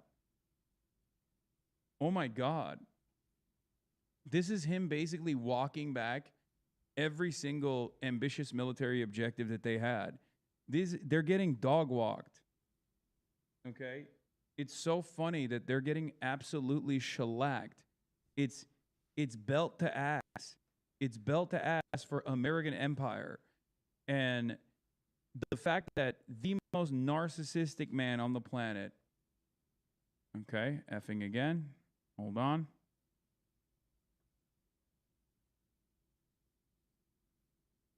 The fact that the most narcissistic man on the planet could admit to this. I mean, this is it. This is a surrender, okay? Obviously, who knows what he might do tomorrow? Who knows what he might, come up with tomorrow? It's just the way that Donald Trump operates is, yesterday's tactical retreat turns into tomorrow's, escalation. But right now, at this moment, you cannot read this as anything but surrender, okay? They came in with a lot of ambition. They came in with a lot of bombs. And they thought they could decapitate the leadership and immediately get back to the negotiations table. Israel obviously had different ambitions, and it didn't work. Israel's ambitions are seemingly not working either. Just as yes, I'm in Havana. Oh, no. Oh, come on. Come on. Fix it.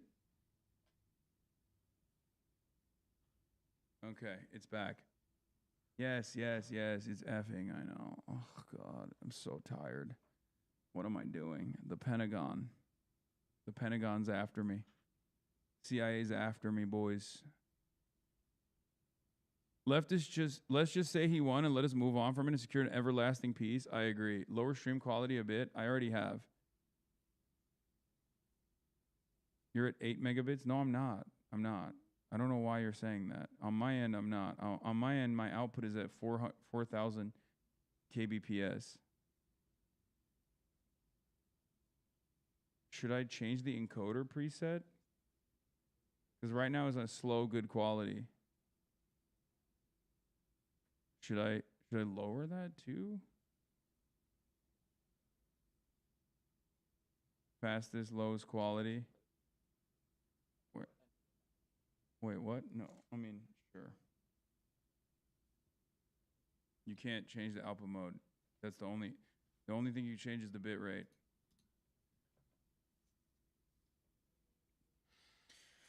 lowering overall quality be worth it for better connection? You look 4K.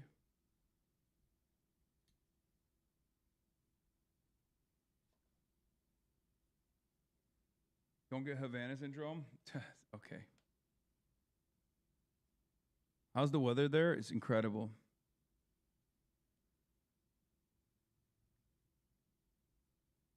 So, anyway, where were we? Oh, we were talking about the military objectives. Like, this is as close to a total defeat and surrender as you're going to get with Donald Trump, because he's never going to be like, we got defeated, right? He's an asshole.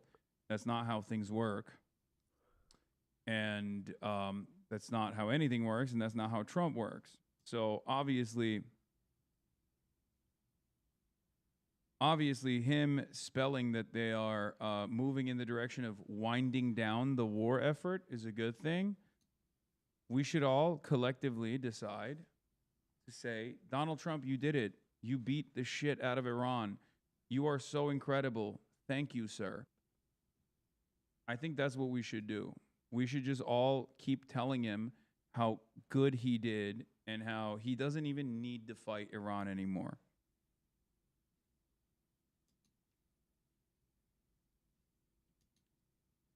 Now, of course, the problem is it's kind of not up to Trump right now. It kind of is up to a much more agitated, hardliner-backed Iran. They get to set the standards and the terms. They get to dictate when it ends. You know what I mean? So, all right, effing again a little bit. Come on now. Come on now. Fix it. Okay, it's back.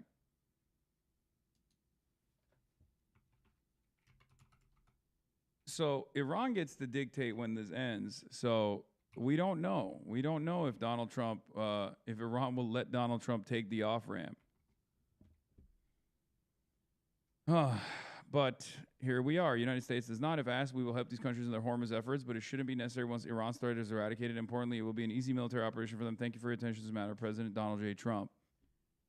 So yeah, he is totally tactically retreated, at least in this iteration.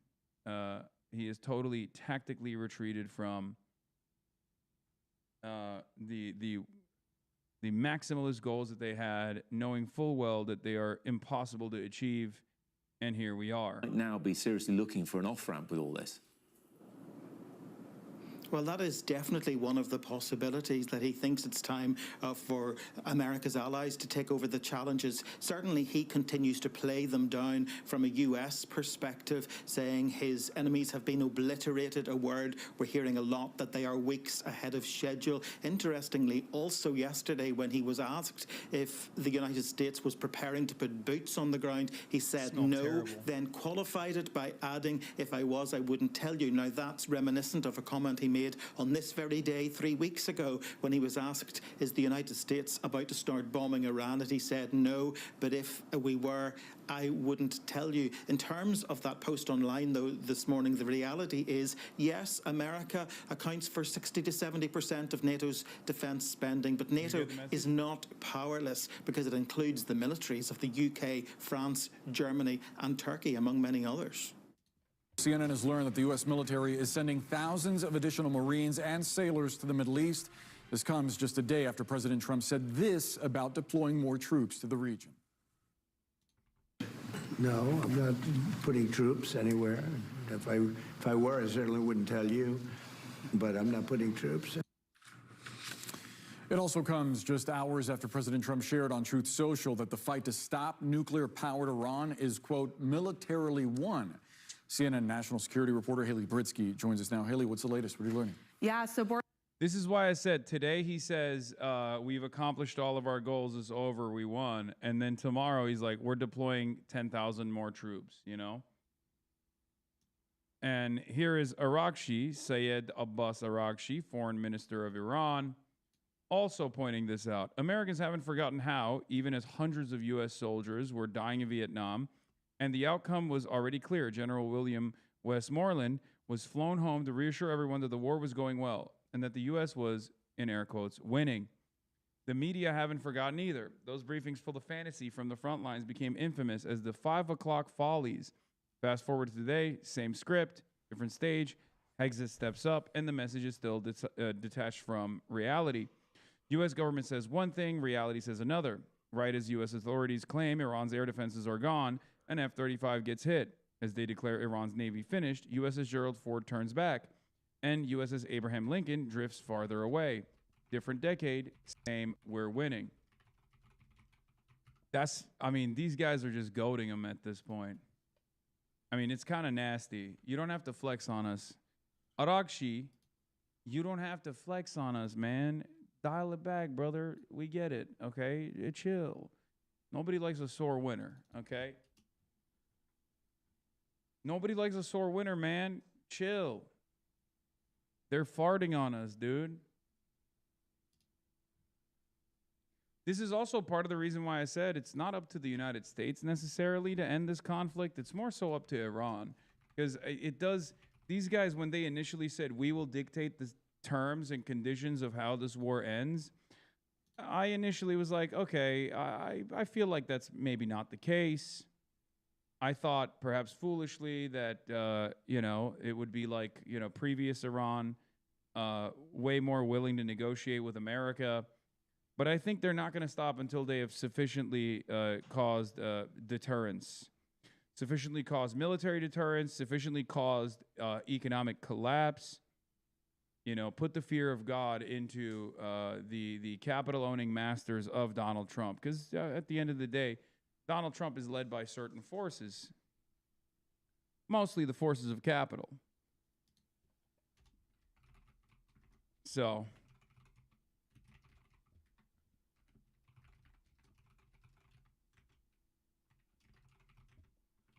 that's where we're at. First, we're learning that the 11th Marine Expeditionary Unit off the West Coast is heading towards the region now. This is the second MEU going towards the Middle East. The 31st has already left from the Pacific going towards the region. We don't quite know when it'll get there, of course, what exactly it will do. We're still asking if it will stay in the region, if the military will have 2 of these Marine Rapid Response Forces there. Certainly, it raises questions about boots on the ground options, as that's the first thing people think of when they think of these MEUs. But these units are really kind of the Swiss Army knives of the Marines and of the military. They can provide aviation logistics support. So they provide commanders a lot of options. A lot we still don't know about this deployment, but it certainly provides a lot of options to Admiral Bradley Cooper of CENTCOM. It also raises questions about how long this engagement might go. We heard President Trump say it would be a matter of weeks. Now there are questions about whether this is going to be prolonged. That's right. I mean, we still don't know how long this is going to go. We hear Secretary of Defense Pete Hegseth saying it could be 4 weeks, it could be 5 weeks, it could be 3 weeks. Obviously, we're nearing the 4th week point at this point. But they keep saying, we keep hearing from these senior officials that, as we just heard from the president, this is essentially won, that the conflict is, there's fewer targets to hit. But still, the Strait of Hormuz is effectively closed. We just saw yesterday an F-35, U.S. F-35 had to make an emergency landing after sources say it was believed to be hit by Iranian fire. So there's certainly a lot still happening. That's such a funny way to describe the event, by the way. How's the island? Michael from Taiwan. It's beautiful. It's one of the most beautiful places I've ever been to in my entire life. Straight up.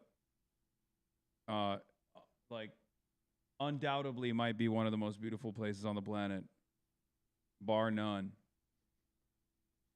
Anyway, as far as this incident, as far as this F-35 thing goes, this is a major blow. This is a major blow to $2 trillion R&D equipment, a piece of technology that's supposed to showcase American air superiority, a piece of technology that's supposed to showcase American dominance, and yet it was taken out by some kind of surface-to-air missile system that the Iranians very clearly, not even from like a fixed position, Iranians very clearly rolled out. And it is a major, major blow to American air superiority. It means that the last-gen fighter jets that they have are totally beatable. Bro, they are sending the USS Boxer and USS Tripoli. We are invading 100%. They don't break those guys out unless it's happening.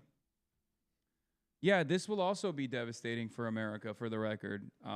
Any sort of additional military incursion of this sort will unironically be devastating for the United States of America, because I don't think these guys understand Iran also has a significant upper hand in terms of fighting against boots on the ground military warfare. Like, this is the very same topographical advantage that they have, being a fucking mountainous fortress, is going to be doubly relevant when considering the logistics of invading a country that size, invading a country with that many people, especially trained fighters.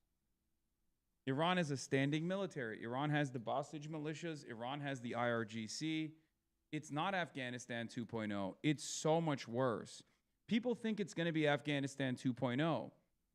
The Taliban did not have any, like, they had manpads or stingrays, right? But they didn't have the same tools that the Iranian government has. The Taliban would not be able to successfully hold the Strait of Hormuz. You understand? I wouldn't even say. All right, I mean, I want to edit it's here. kind of like Vietnam, I guess. It's